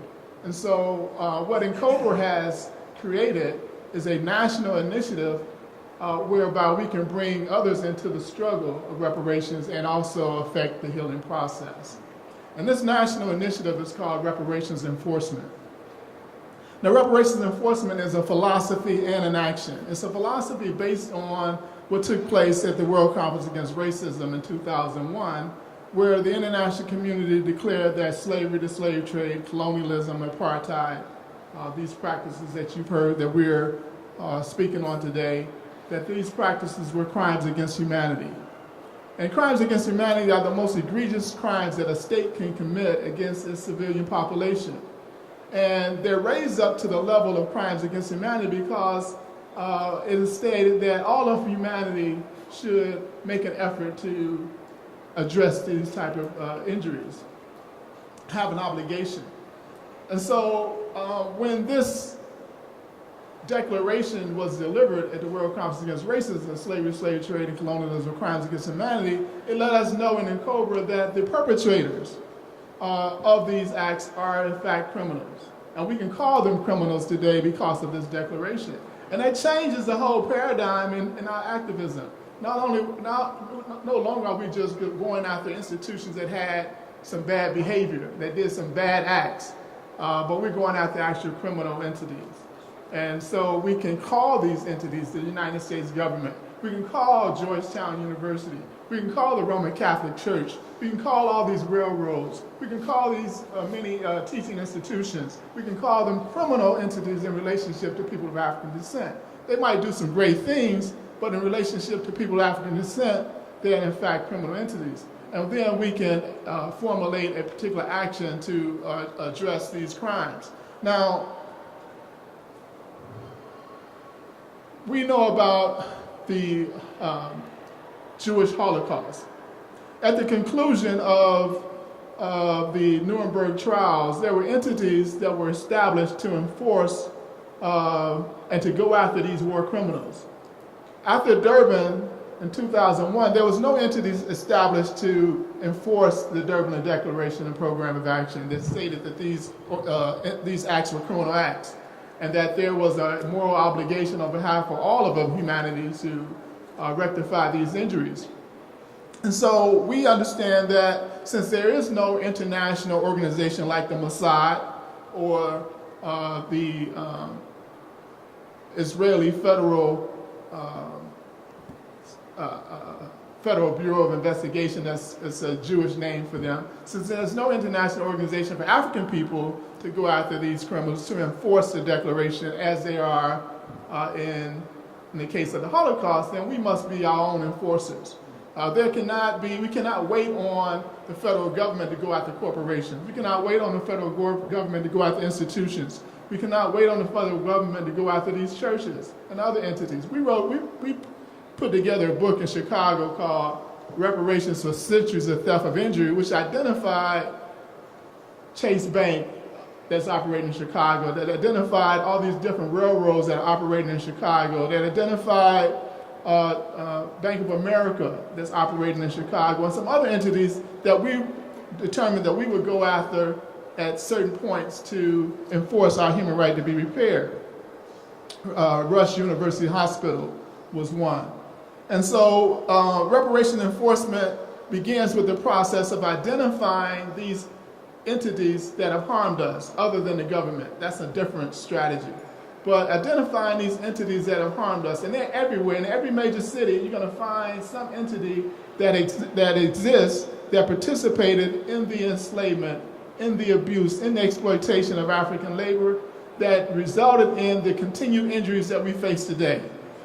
And so what we're proposing as a national organization is that collectively, wherever we are, we identify these entities and we begin to struggle for the enforcement of reparative initiative, reparative resources to come toward our communities. And in the process of that struggle, there's healing.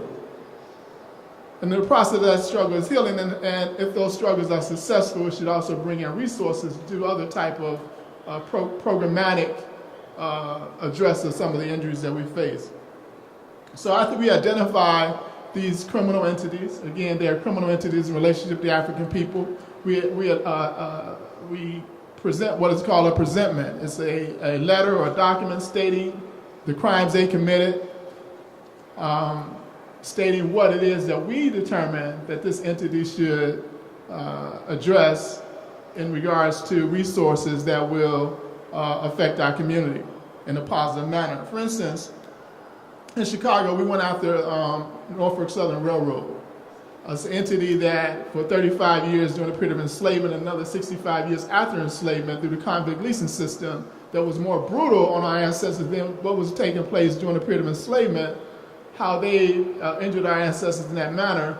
And we presented them with a presentment, and we were looking for, at that particular time, 6% of a $286 million project that they were engaging with the city to be directed toward the African community that we would then leverage up, amounted to $17 million, that we would leverage up into about $80 million in development across the city and our communities.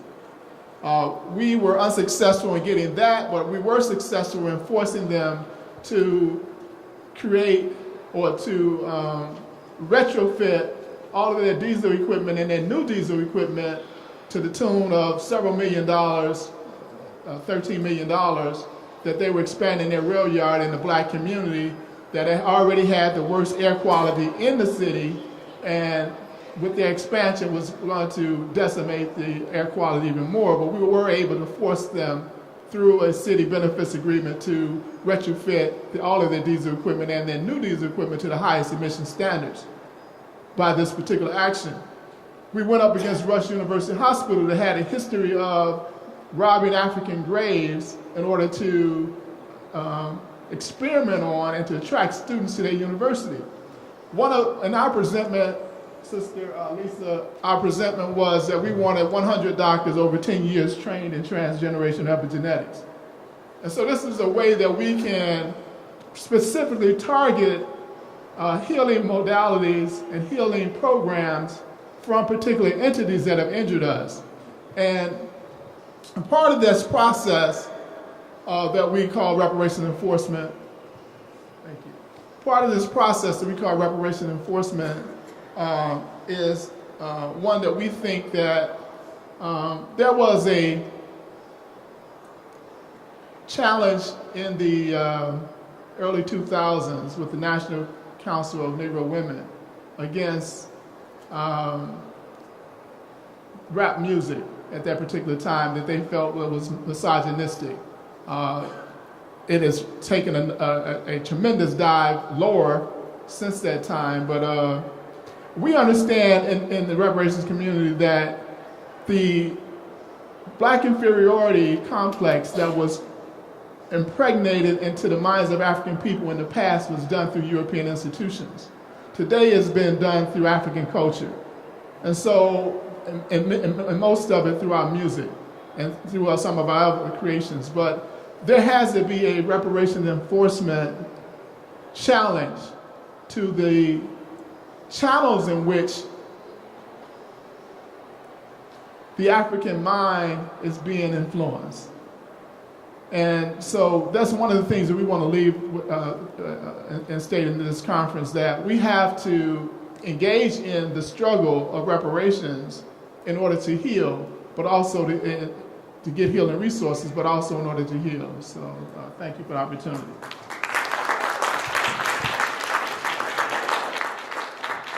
Let's give it up again for our panelists.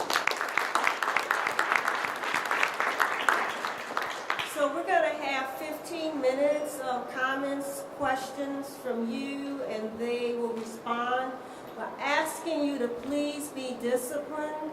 We're asking that your question or comment be no more than 1 minute. I will call on everyone who wants to speak. I will not call on someone twice until everyone who wants to speak has spoken. So with that, hands in the air or whatever. No questions or comments? We can end early. Questions, comments? You have your hand up? You're like one of my students, you know, in the class, they go,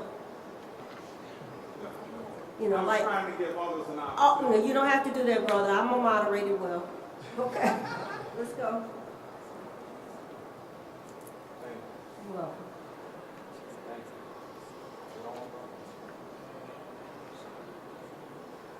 Testing. Hotel. Barbara Lennon, may I have permission to speak? Thank you. Thank you all panelists. You all did an excellent job.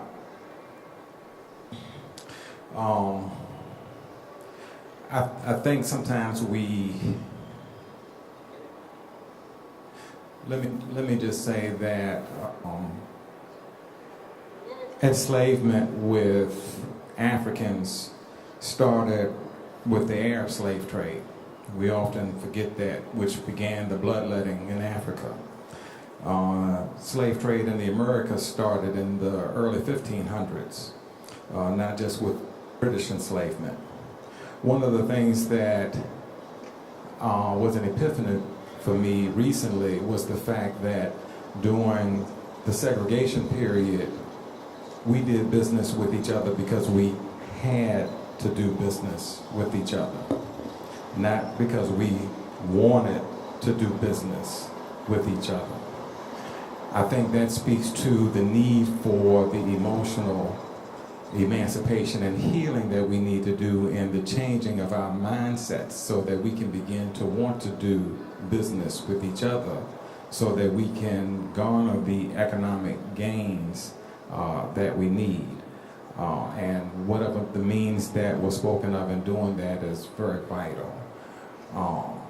Thank you.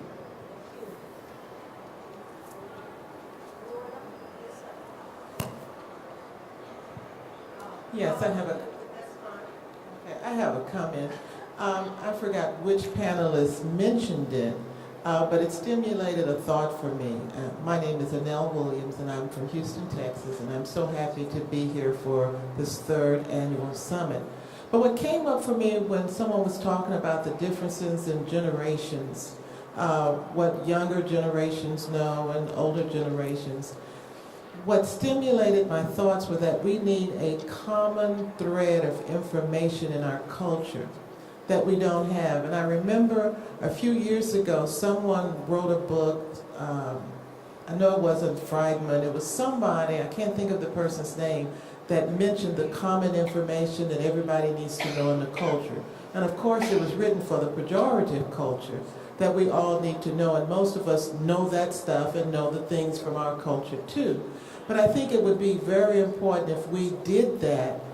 Some scholar or a group of people or a task force commit to having a document that documents what are the common elements that we all need to know in our culture, so that we can stay abreast and communicate across generations with each other, and then look at what do we need to know about our Caribbean and American culture, our African culture, just some basic information so that we're not ignorant of our own culture and we live in it every day. And that stimulated my thoughts from one of the speakers.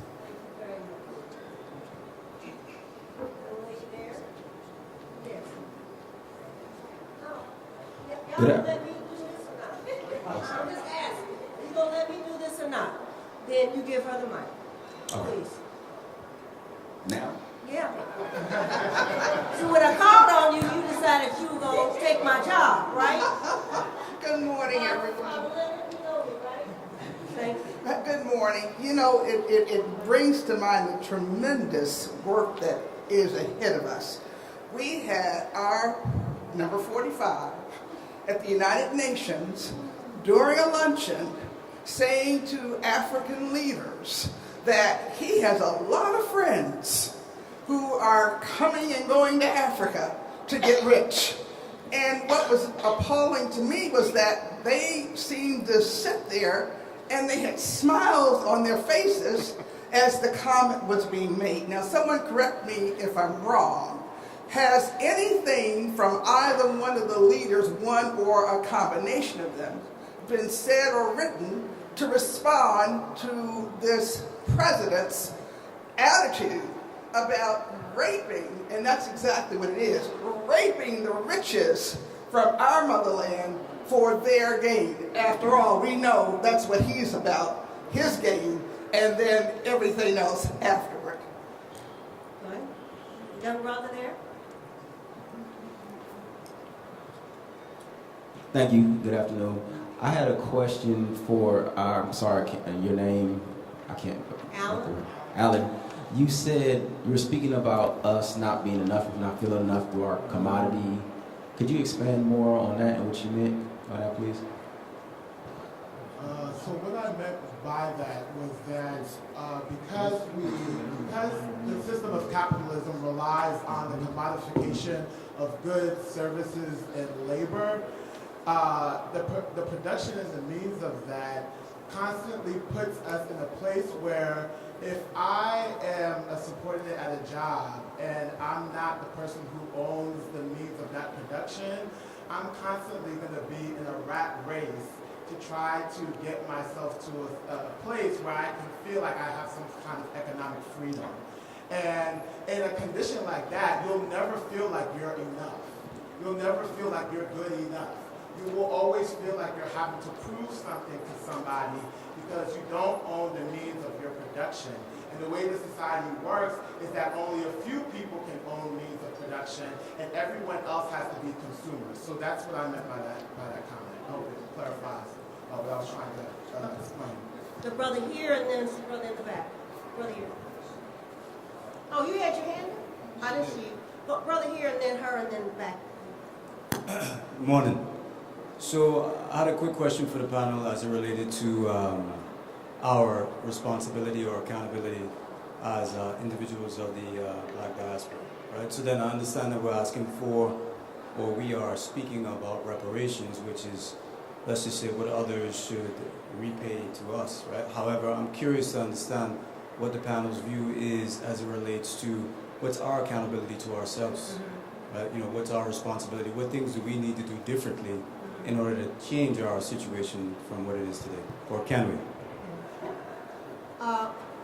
Is this on? I guess it is. Okay.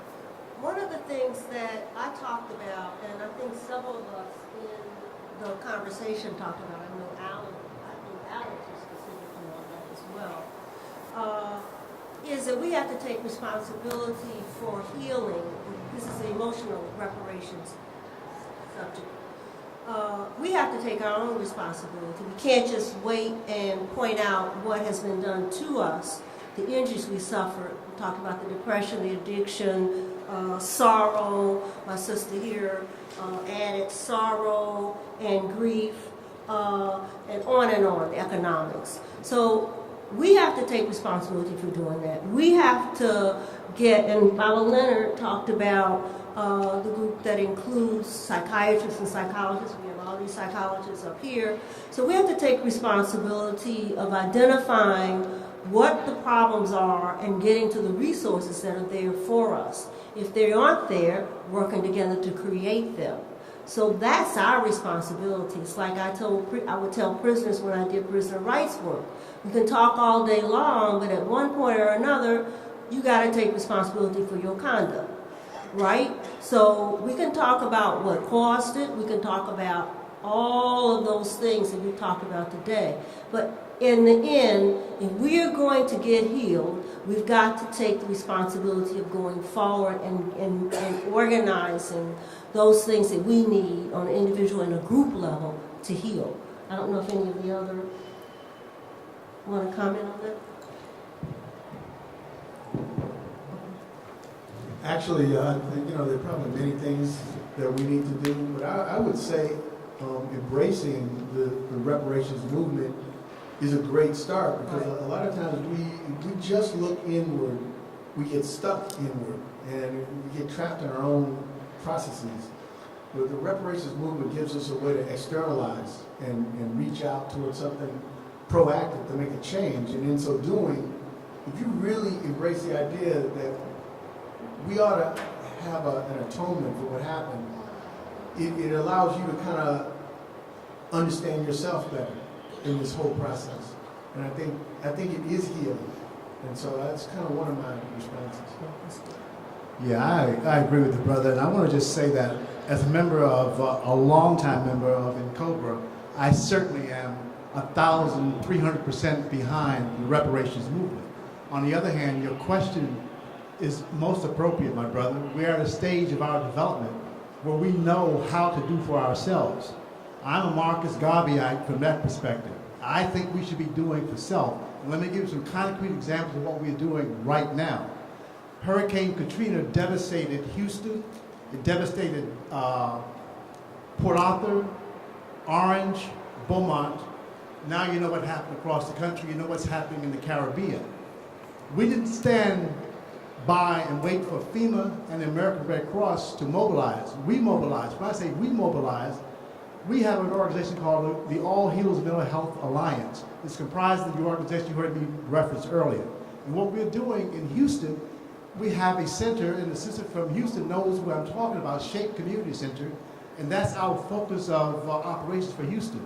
We have the National Association of Black Social Workers, Black Psychiatrists, Black Psychologists, National Medical Association, the National Black Nurses, and we have a boots on the ground organization called the National Black United Front, who are going into the communities that are least served, our low-income communities, and taking our social workers, our psychologists, psychiatrists to those people. And we're also taking them almost hand in hand, and assigning FEMA personnel in those communities to deal with them directly.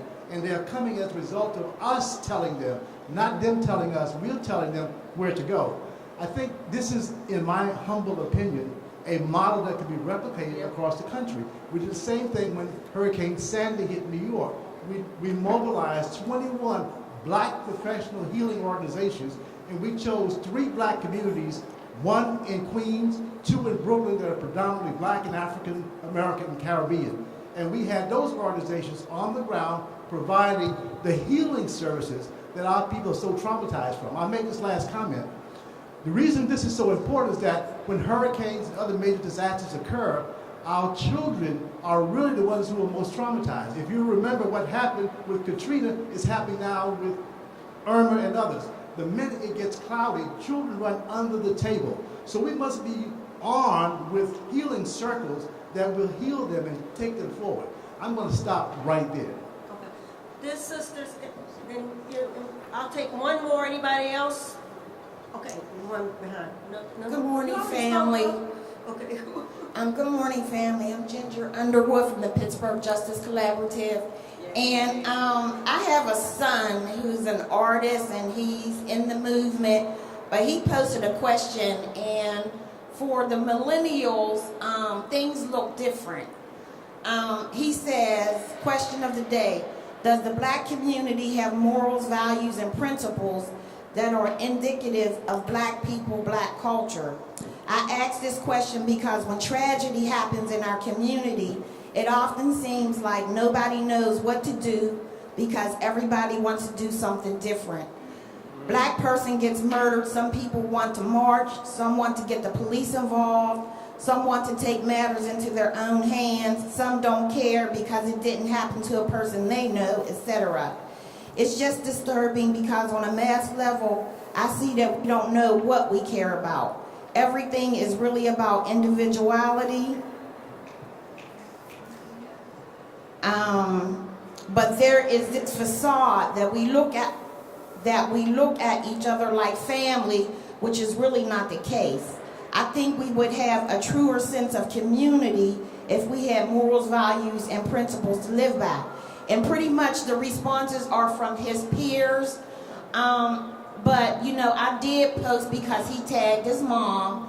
And it is about the daily trauma, the systematic oppression that we continue to go through, you know, each and every day. I was walking the other day and I was out. I need you to wrap up. Okay, but I find myself going from 0 to 60 regularly. Okay, thank you. Yeah, I just want to say that, great question, that Carter G. Woodson wrote in Miseducation of the Negro in 1933 that we are the only folk who give over the education of our children to people who have been our enemies. And we, in answer to your question as well, I think, have to start creating systems and organizations and after-school programs and Saturday programs and everything else to educate our children in the issues that you're raising. I think too, and then we'll go, I just want to make, I'm sorry, one point, yeah, and you make a point too, is, I know, I guess I'm going to steal from Bobby Leonard, y'all might not like this, but we are not homogeneous. We're just not. And I understand the young brother's point, but there are many differences among us. I mean, we are, you know, people who have many, many different perspectives. And we're always going to have people who are going to operate from an individualistic standpoint, because that's what capitalism creates, the system under which we live. You know, we're going to have people we're going to have people who present from different ways. So one thing I would say to our young brother, and his mother can take it back, hopefully, from not just my response, but Lisa's and Misa's, is that I think we defeat ourselves if we're waiting for one unanimous group of principles and values. That also defeats the purpose, the very nature of diversity. So the issue really isn't are we one in all of the values that we have. The issue is, can we develop, at least to me, can we develop a critical mass of people that can support the work for reparations? If we can, or the work that, for example, Bobby Leonard just laid out, can we develop a critical mass of people that can identify with and as the black community? Because y'all know, everybody in here know, everybody don't identify with the black community. Or when they identify with the black community, they identify on different levels. And that's okay. So I just would hope the brother and the millennials, he's speaking for the millennials, don't say like they said to us when we started actively with the reparations movement, until every black person says they want reparations, and we don't, not one. That's what they're saying about the awful name of the Washington team. Until every Native American says that name is a slur, we're not going to do it. I think that's an ill-fated approach. I just want to address, because I think that both your question, which this is my husband, so I argue with him about this all the time. But I want to address the issue of accountability, which I think is what your son is also saying, right? accountability is a parallel process. Not only do we have to be accountable to where we are today in terms of reparation, the reparation movement, but we also have to hold whites accountable for what they've done that puts them in a position to have to provide reparations, right? And so we can't let go, we can't sacrifice one for the other. They have to exist in tandem, right? Together. And we can't release our own personal accountability about where we are, but then once we have discovered what position we're going to take, then we do create that position within the mass that we have, as Adwa just informed us, and then we have to position ourselves for a ripple effect from that. So for me, it was saving us from the emotional and mental enslavement. And what did I do? I created community around that. With that community, then, there was a ripple effect of all the lives that I have touched and all the lives that those people will touch in order to create that. So I think that accountability can come in a lot of different ways, not just for millennials, but for whatever your passion is, and then that's what you have to pursue, and then bring people into that passion so that we can drive that forward. We can't look for leaders, we have to create leaders over and over and over again. Yes, I'd like to have Cam address a little bit more, go into a little bit more details of what the reparation enforcement would probably look like distinctly, because it appears that it has us, approaching institutions, while at the same time understanding that we have to do some reconciliation, some accountability, and some self-healing, knowing that we're not going to necessarily get immediately the support from the institutions that we have to confront that Cam talked about. Sure.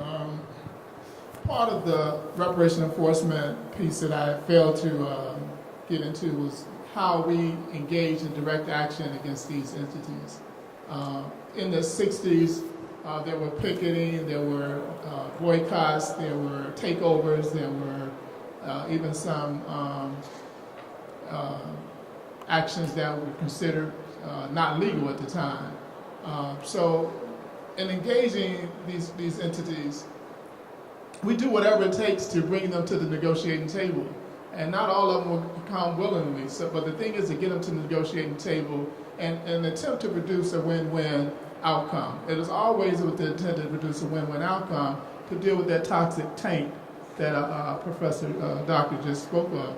Because, we can win resources and begin to heal ourselves, but the next generation is going to be bombarded by the same toxic, the same pathological, the same psychopathic racial environment that is created by the current institutions that exist. So if we're not in the process of overturning the psychology behind how these institutions are operating, then we'll continue to keep visiting these as generations produce. So in addition to healing ourselves, getting resources to heal ourselves, it's also a process of healing America. Okay, I'm going to try to make this quick since we're running out of time. But and this question can be for any of the panelists. So in a lot of school districts within our nation, there's been a push to increase social and emotional learning interventions and various types of mental health services. And what I've been seeing so far is that a lot of these services and interventions have no regard for our history and culture, and they're not being delivered and implemented in a way that the students can be really engaged within the interventions and really get from it what the programs are intended to do. So my question is, how do we move towards introducing more Afrocentric approaches to mental health services within the public schools where most of our students are attending schools? And then how do we also just communicate with school districts and other entities to ensure that our students are getting mental health services and interventions that are Afrocentric? I'll take that one. I think a very very important aspect of this reparation movement is to make sure that those conversations are occurring when people are around the table making decisions about those types of programming. I mean, it's a lot of rhetoric, right? A lot of throwing names around, social emotional learning, restorative circles. I mean, I can go on and on in terms of the language that's used. That sounds really great in theory, but in practice, it doesn't, have any effective change in the way that our children are performing within the school systems. And the reality is that it's not based on having to deal with the traumatic issues that have been multi-generational.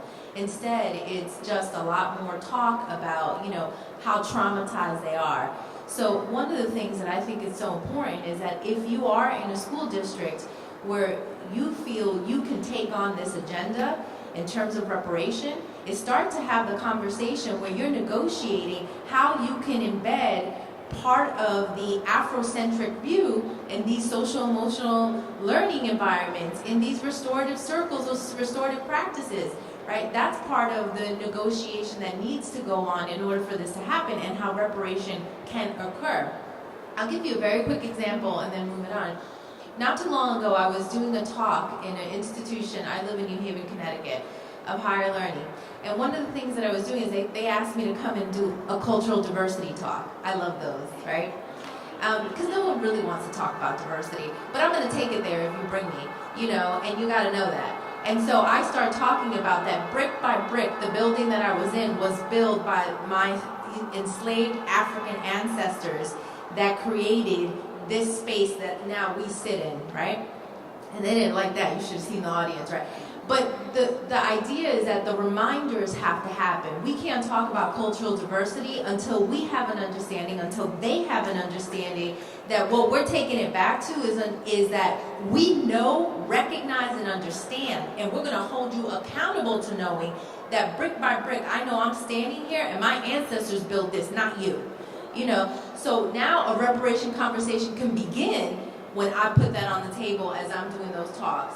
So that's my opinion on that. I want to thank the panelists. We're going to move. I'm sorry. I know you're trying to get us out, but let me just. They stand here getting ready to bomb rush us.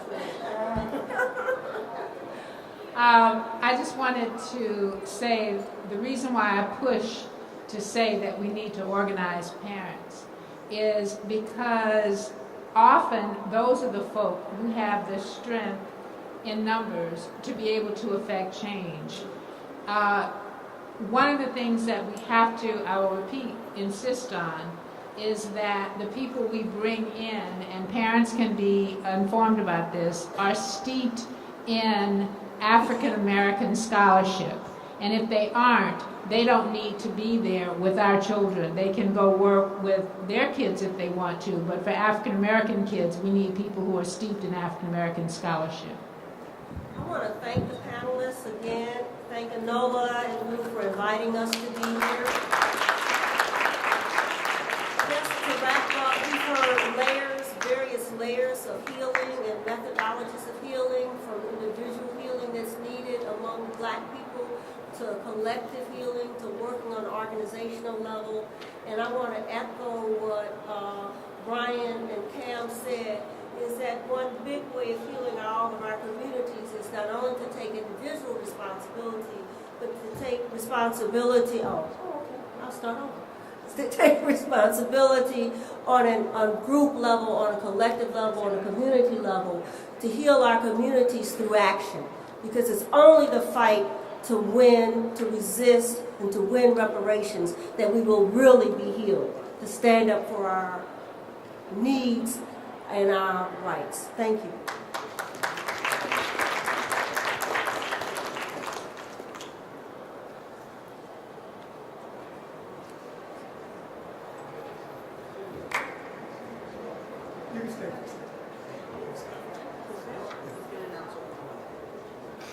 Good morning. My name is Al Gentry. I'm the chairman of the board for the Community Healing Network. Our panel has stated the case for emotional harm and the case for emotional reparations. Now we're going to break into the small groups, where we'll begin to talk about some of the action items that we've been challenged with. What we want to do is, we have a little bit over 60 people. So what we want to do is break down into subgroups of about 10 each, and then we'll make a little overflow. The first group, first two in front would be education. So we hope the people will come back. Any group that has less than 5 people should be coming in to fill in these areas. The second group is going to be emotional and psychological health. And the third group is going to be family. So in each group, we need to have a scribe. So someone volunteer or get selected. And also we're going to have a reporter. So we're going to be in the small groups into 12:30 this afternoon. And then we'll actually have reports back from the groups between 12:30 and 1:20. And then give you that time to grab lunch and migrate toward Representative Conyers' reparations workshop. So there are 3 questions that each subject matter should address. The first one, what words would you use to describe what our ancestors experienced and what is happening now? And you can refer to the questions there. The second question is, what steps would you take to start to organize a local movement for emotional reparations in your city? The third question is, what obstacles or barriers might you encounter and how would you overcome them? Now, we invite our panelists to also be involved in these circles. So we're going to have some drumming while we fill in the circles. Let me quickly ask, any questions? Okay.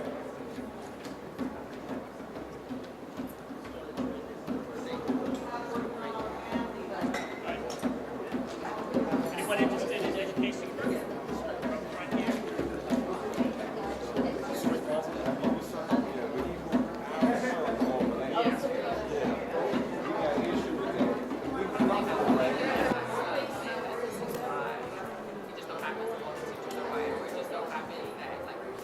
Attention.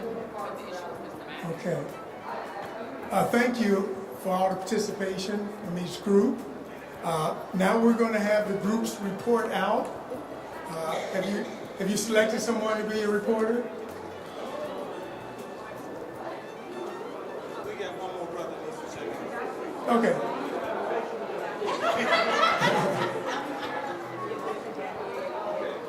So what I'd like to ask with permission is that those who scribe give our second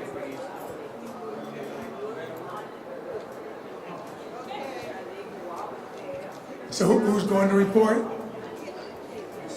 So we have three reports. Okay. Okay, good. Let me get your attention. So education is going to report out now.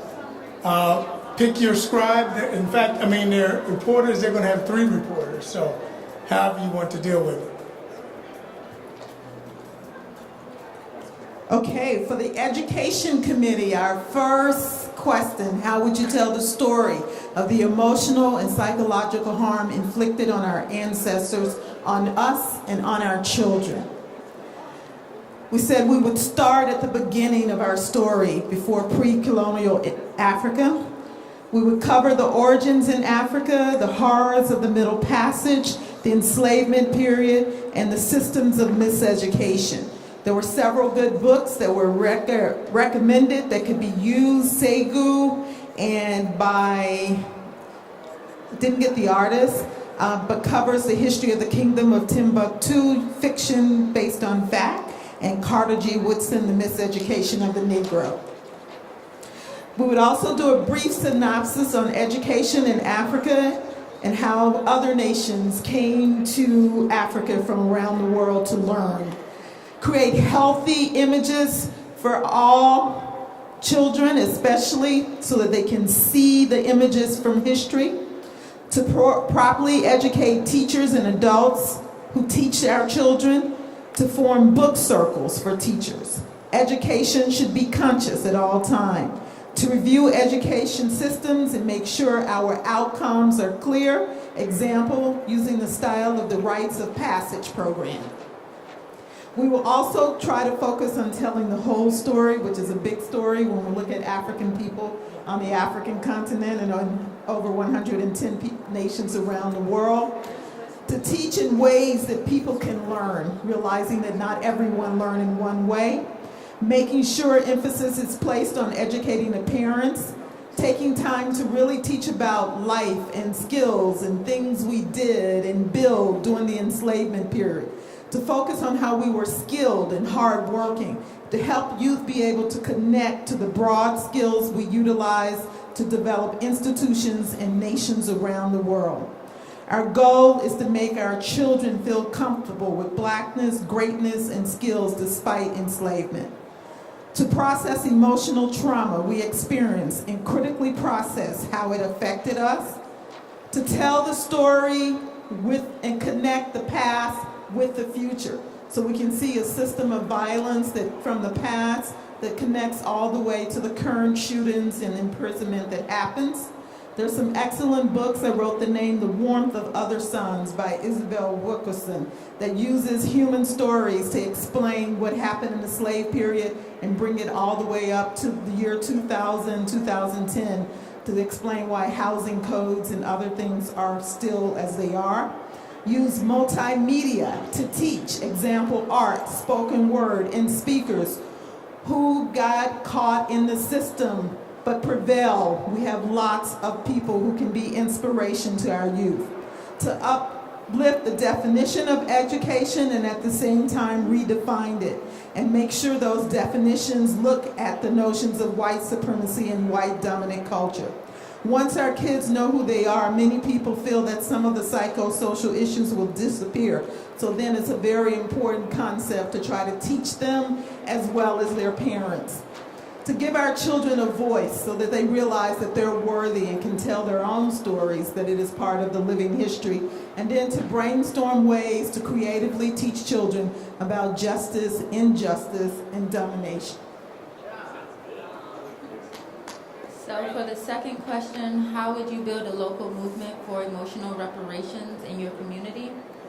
Holding consistent spaces for healing, so emotional emancipation circles, EEC trainings throughout Richmond, Virginia, study circles focused on emotional reparations, also educating parents, having open conversations with family and friends, getting spiritual organizations involved, such as churches, public relation messaging, so using media and celebrity status to bring awareness to emotional reparation.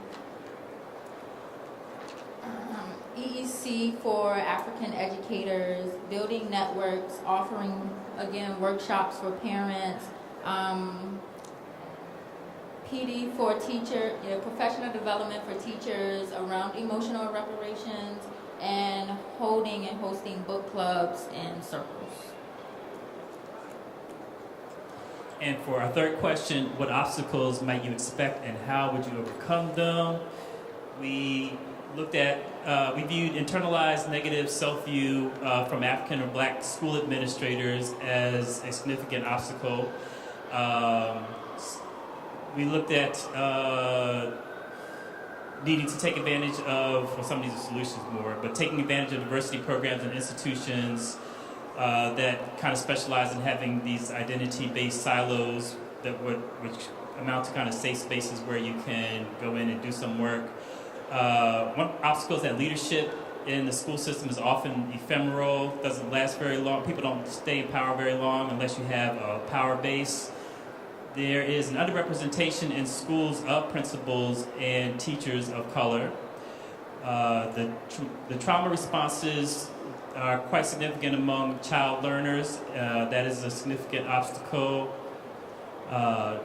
discovering how to be culturally responsive in the schools, and that the majority of teachers of African children are European, non-African. Can we give that education group a big hand? And now we have the emotional, psychological health. Okay, thank you. We looked at some terms that we thought would apply to our ancestors and also to us. What would some of those terms be? And no, oh, this. Okay. All right. Thank you. What would some of those terms be? We thought that a number of the terms that we could think of would be applied to both. Probably one that would stand out as unique to us today would be the term trauma. That would be something that we would relate to and probably somewhat unique to us. The other terms, pain, shock, fear, and feeling a sense of hopelessness, numb, grief, some of those would be across the board back then and with us today. We also had a good discussion related to the whole idea of the power of emotions and how that translates and how that connects to where we're at and what we can remember across our lives. And we can, an example was given, if you had something physical happen to you and you had something emotional happen to you, what would you remember the most? And I think that connected to some of the words that we use, because of course we're going to remember the emotional stuff that happened to us as far as the emotional pain, more so than the physical pain, in terms of being able to describe it and apply it to where we are right now today. We can think about something that's happened to us emotionally traumatic, and we can remember how we felt, where we were at, what we were thinking, and how that impacted us. So we focused on those terms greatly as the answer to number one in regards to terminology. I don't want to hit you upside the head with the paper. So, okay. All right. Okay, so with the question number 2, what will we do to implement on a local level emotional emancipation, reparations? We focused on starting with self-healing. We felt that one of the most important things that we could do is focus on ourselves and deal with our own issues first. Start within, start with family, start with our community, start with our neighborhood, start with our immediate circle of influence, and deal with that first. We thought that one of the keys with that would be education.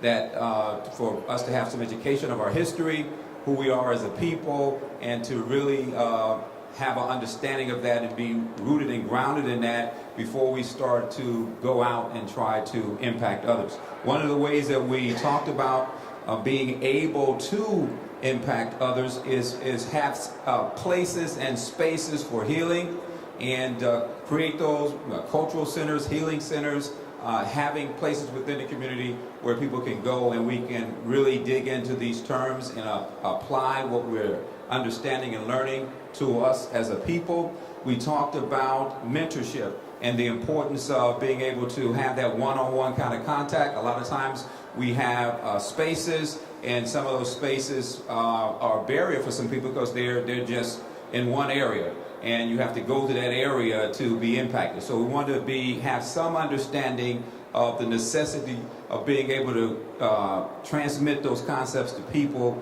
on a person-to-person basis. All right, question number 3, what are some of the barriers? We felt that there are a number of different barriers. We don't necessarily have a lot of spaces as one to actually center from. And we talked about a strategy for doing that. One strategy would be how we go about negotiating. An example was given. A lot of times we approach places to get space from oh, please, will you do this kind of thing. We're talking about how the concepts, just from what we got this morning, that we would approach it from an empowering standpoint. We're not begging, we're not pleading, so to speak. We are laying a case for why it is necessary, why it is owed, and why we demand it. So that as a strategy. We also mentioned that there is a lack of awareness. that the things that we're talking about, we need to get these concepts to the masses and a volume of our people, as many as possible. And so we have to go where people are, in our neighborhoods, in our churches, and in all the different places where we are, and find ways to get that information across by networking and just using all of the various media to get information on and connect with folks. One of the other barriers is silos, and want to find common ground there. We also systematic racism, and that's an ongoing barrier, and then creating a sense of community to approach that, applying all the other things that we talked about, is a good solution to that barrier. Thank you very much.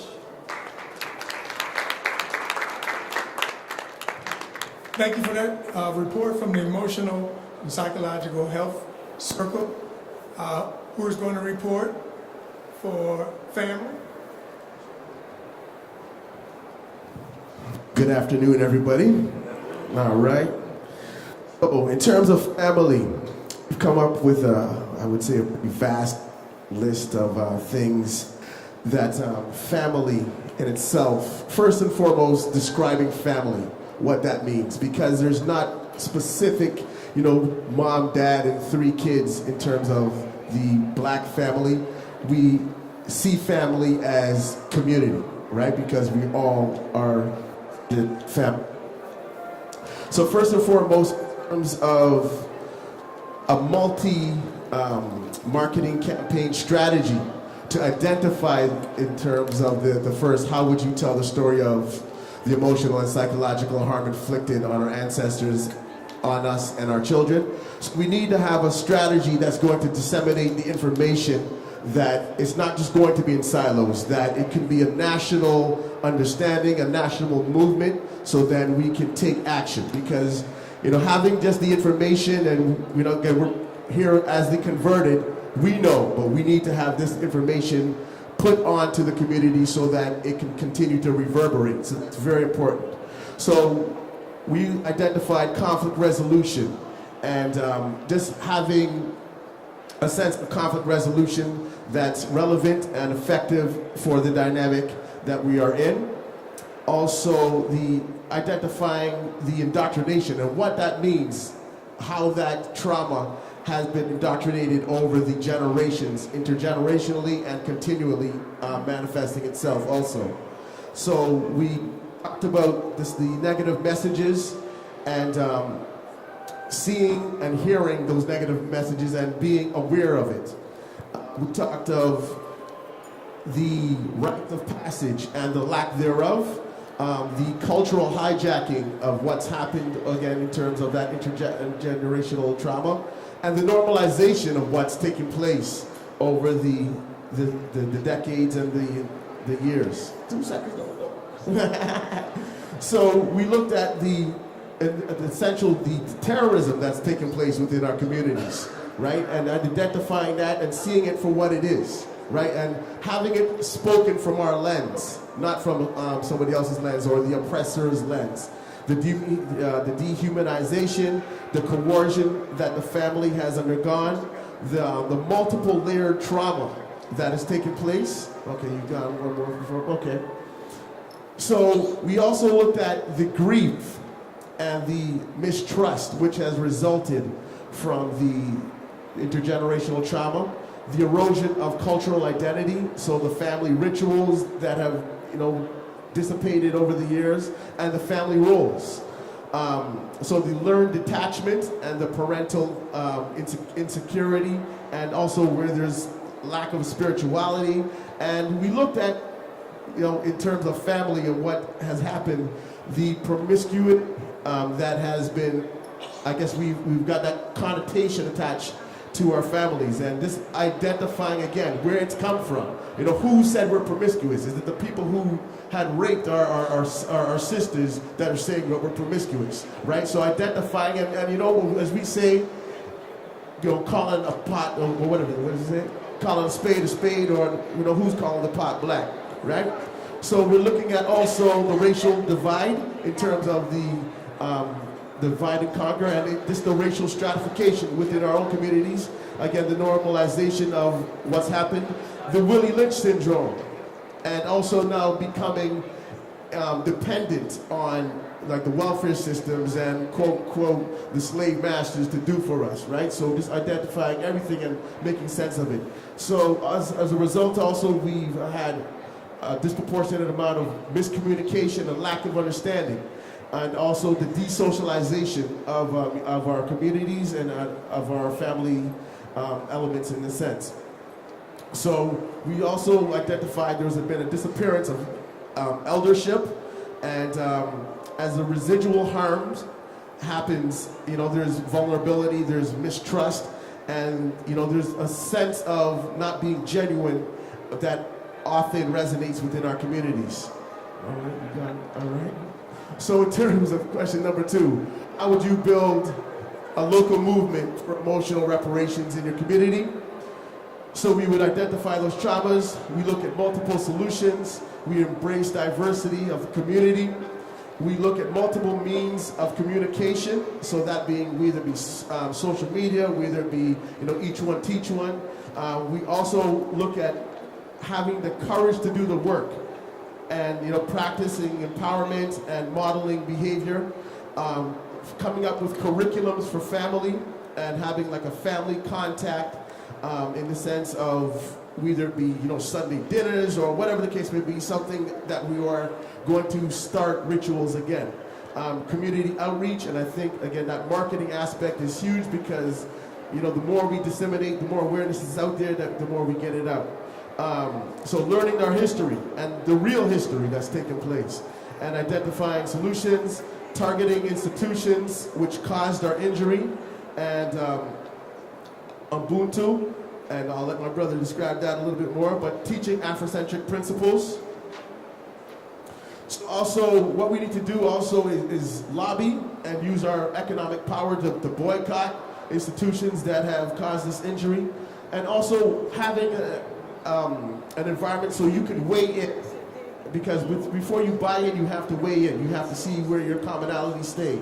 So identifying a sense of self-responsibility, solutions-focused common denominators, wish it into being, identifying trauma and the challenge that it will incur to ourselves, embracing technology, again, that PR, that public relations piece, identifying practices that worked, that have proven solutions, and creating community cells, healing circles, and pointing out, and I wrote this one in, pointing out members in the community that continue to spew toxicity.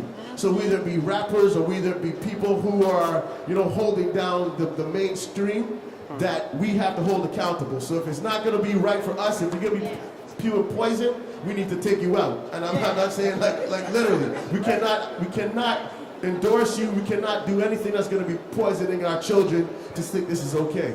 All right. And finally, in terms of the obstacles that you might expect and how to overcome them, so we can expect establishing protocols. That will be an obstacle. Finding balance is going to be an obstacle because, again, so many things happening. Where do we start? How do we go about it? The family agreements, contact, and also in terms of relearning. We've got to relearn what we have been taught.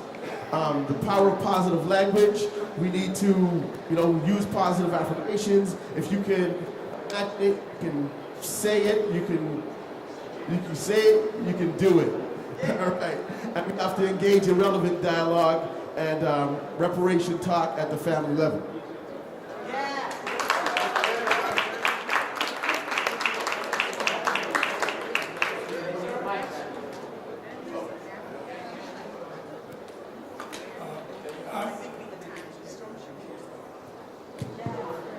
This has always been amazing work. I mean, it's hard to believe you circles were able to produce in that short amount of time responses to these questions. I'm going to turn the mic over to probably need to come over here somewhere. I can only say that it's been an honor and privilege for me to work with Nola.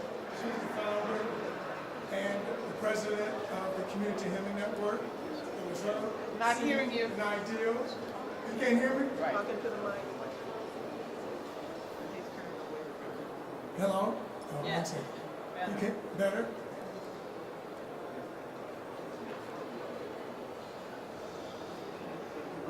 Okay. Okay, can you hear me? Okay. She took the seed, the ideal of emotional emancipation circles and working with the Association of Psychologists, Black psychologists. And what I'm really amazed about, I believe she's truly channeling from God, because she is so prolific in all that she writes and all that she communicates. But I'll turn it over to you.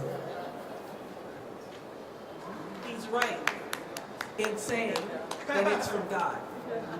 God and our ancestors have decided. They decided it's enough. It's enough. We have suffered enough. We have a redemptive purpose. I don't know what it is, but we do have a redemptive purpose. As we see the West continuing to decline, we're at an inflection point in human history. And it is time for us to take our place. And so that is the summary of what you all just did. You outlined some guidelines. Oh, sorry. You outlined some guidelines for how we're going to take control of our destiny. That is what we're about here. And so people might wonder, what does emotional emancipation have to do with emotional reparations? Well, we believe that we have to be healed. We have to be healed from these lies that have bedeviled us for all these years. And there's nothing more important for us to do than to assert our human dignity and to say, you hurt us. You hurt us deeply. You hurt us across generations. We are hurting, our children are hurting, and we will not stand for this anymore. We will not stand for this anymore. I just have a little message. We all know Cheryl Grills, without whom this thing would not be happening. And she says, at Dulles Airport, got to clear customs, which should be pretty quick. How's it going? How's it going? Good. We can tell her that. So, we've done the highlights. I want to say that Representative Conyers' Brain Trust is going to be in what room, sister?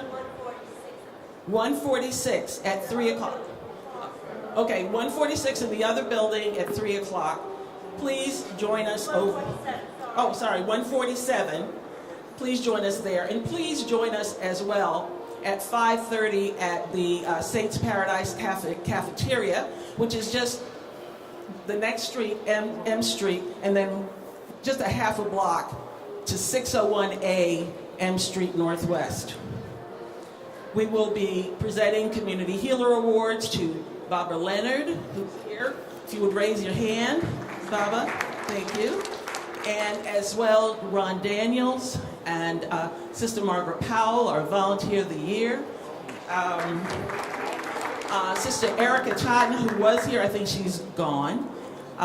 Let's see, who else is there? Anyway, if you'll come, you'll find out. Simone Sanders, who we know she's fighting a good fight on CNN with those people.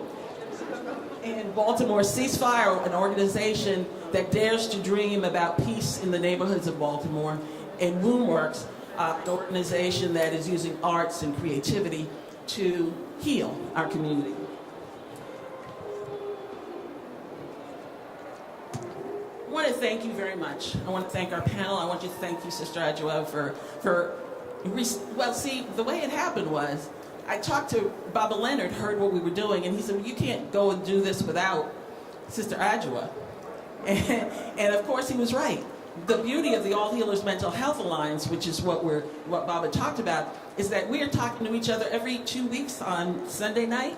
So we are in communication, and so we are more coordinated, and hopefully we'll continue to be more coordinated. So we are injured. Our children are injured.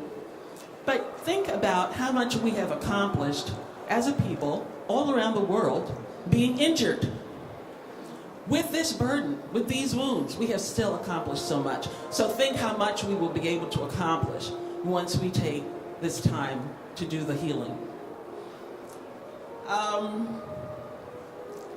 What we want to do, we've talked with our panelists today about trying to set up a kind of virtual think tank. And we'll have quarterly conference calls in 2018. to just see how people are doing, who's trying to start an emotional reparations movement, what are the challenges, what are the issues, how can we help you? So we'll be doing that. And then we will also be taking this summit on the road. We will not be here next year. We will be in DC, but we'll be in a community organization, probably that's led by Erica, because she's our EEC person here in DC. But we will go to places where we have established emotional emancipation circles and have our summits there. Our goal, our target, Lisa Delpit has left, but our target is the parents of our community, because that's where a lot of this stuff is going to happen. How give them the information that they need so that they can make things happen for our children. So we'll be traveling. And then, yeah, we'll probably start at the same time. I envision something going on around this. Probably 7 cities will decide based on, who wants to entertain us. And I want to talk a little bit about the notion of 2019, which was mentioned briefly by our brother Alan. He's been doing work in Virginia.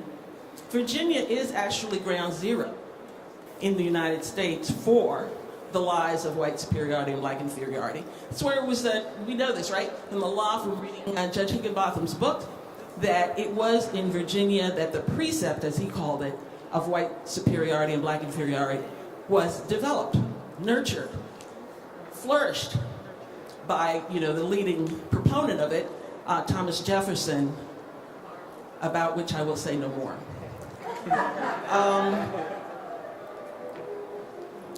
So we said if Virginia is the capital of the Confederacy, we must go there first. We must make it Rom is our leader in Virginia, the capital of emotional emancipation. So next month we are starting training. Cheryl Grills, of course, will be our leader.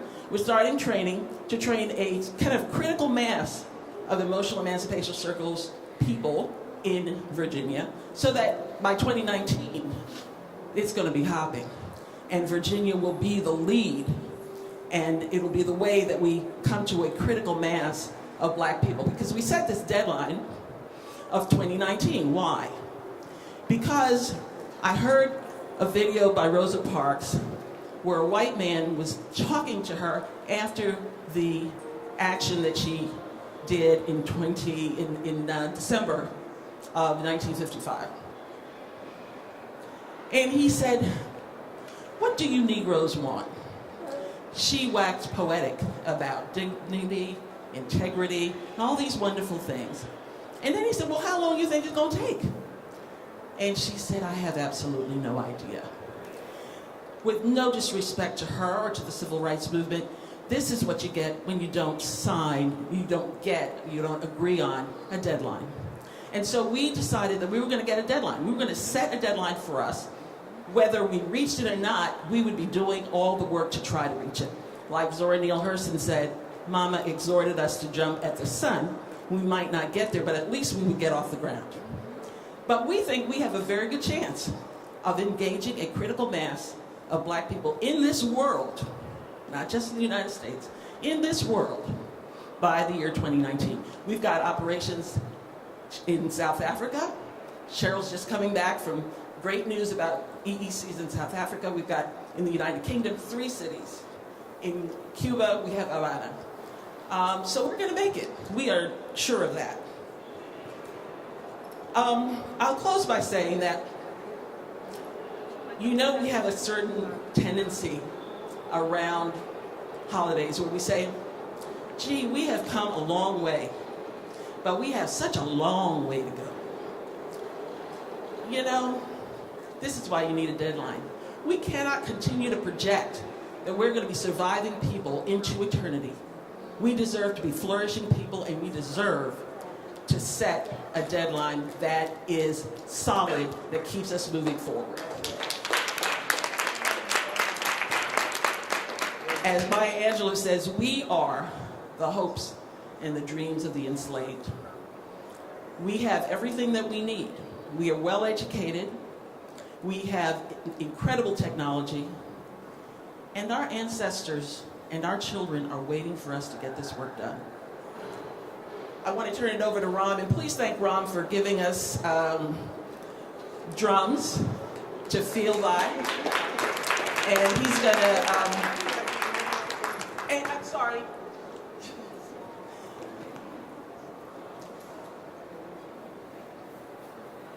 He, Ron, and Ron are going to help us to say goodbye to each other, say so long to each other for now.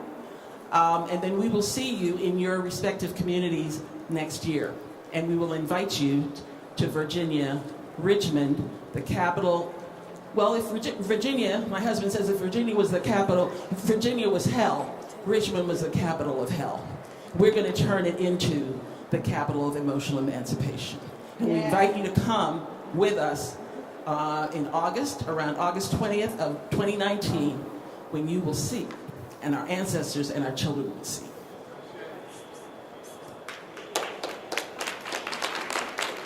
So we're going to close this session out the same way we began the session. So I invite you to meet us in the back to form a circle and an invocation of love.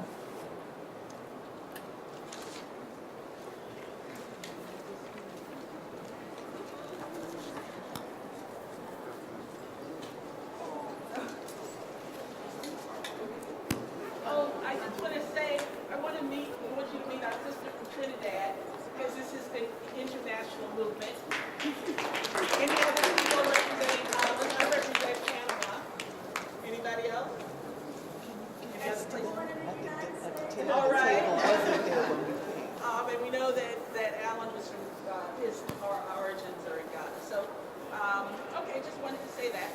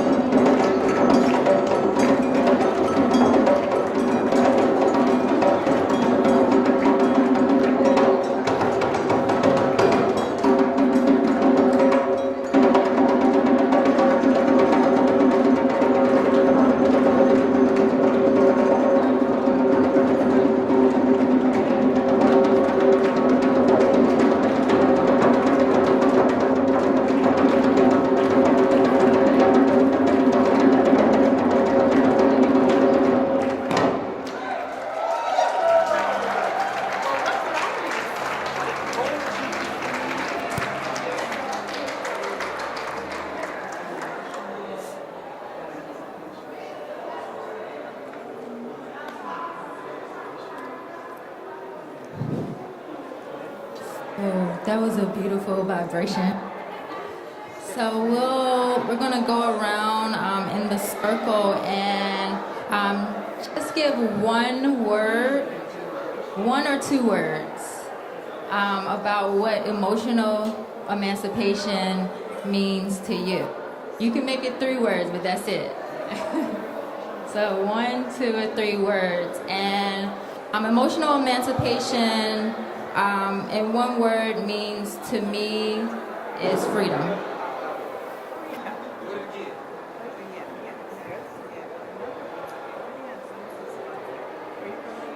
Renewal. Reconnected.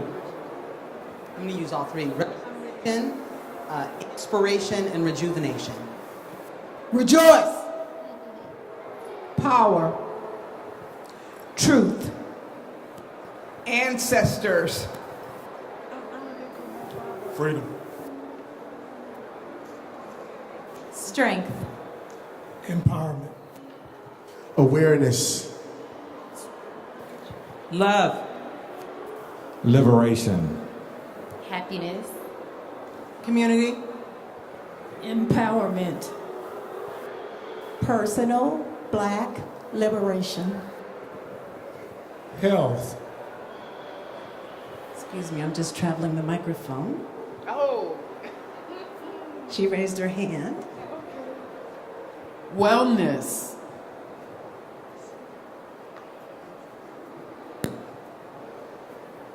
Communal healing. Generational liberation. Behavior change. Power. Love and joy from God. Love. Resistance. Compassion and joy. Remembering, restoration, empowerment. Bonding. Sankofa.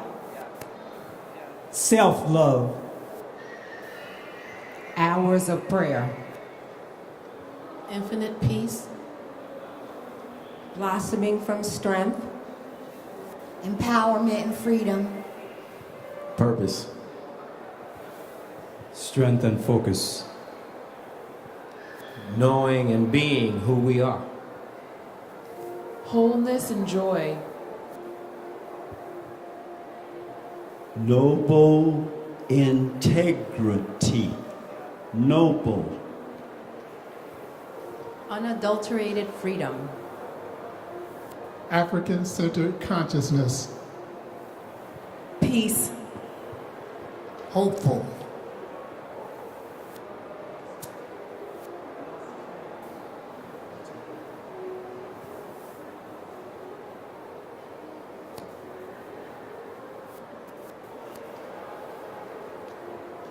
So just take a moment to, or I invite you to close your eyes. And I invite you to revisit your word or words. And allow that word or words to flow into the center of the circle. Allow that word or words to vibrate within your entire being.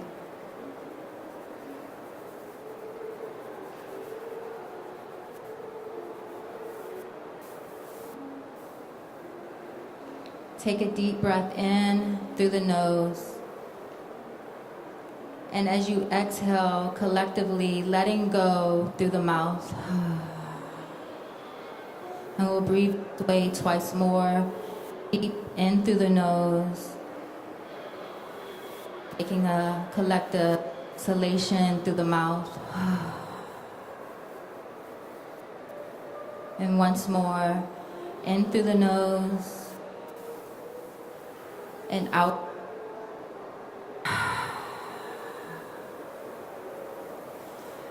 And when you're ready, you can open your eyes. And just allowing the mind and body to transition back into the space. Maybe you turn to the left of you, to the right of you. And acknowledge everyone who's standing in the circle. Thank you. Ashe.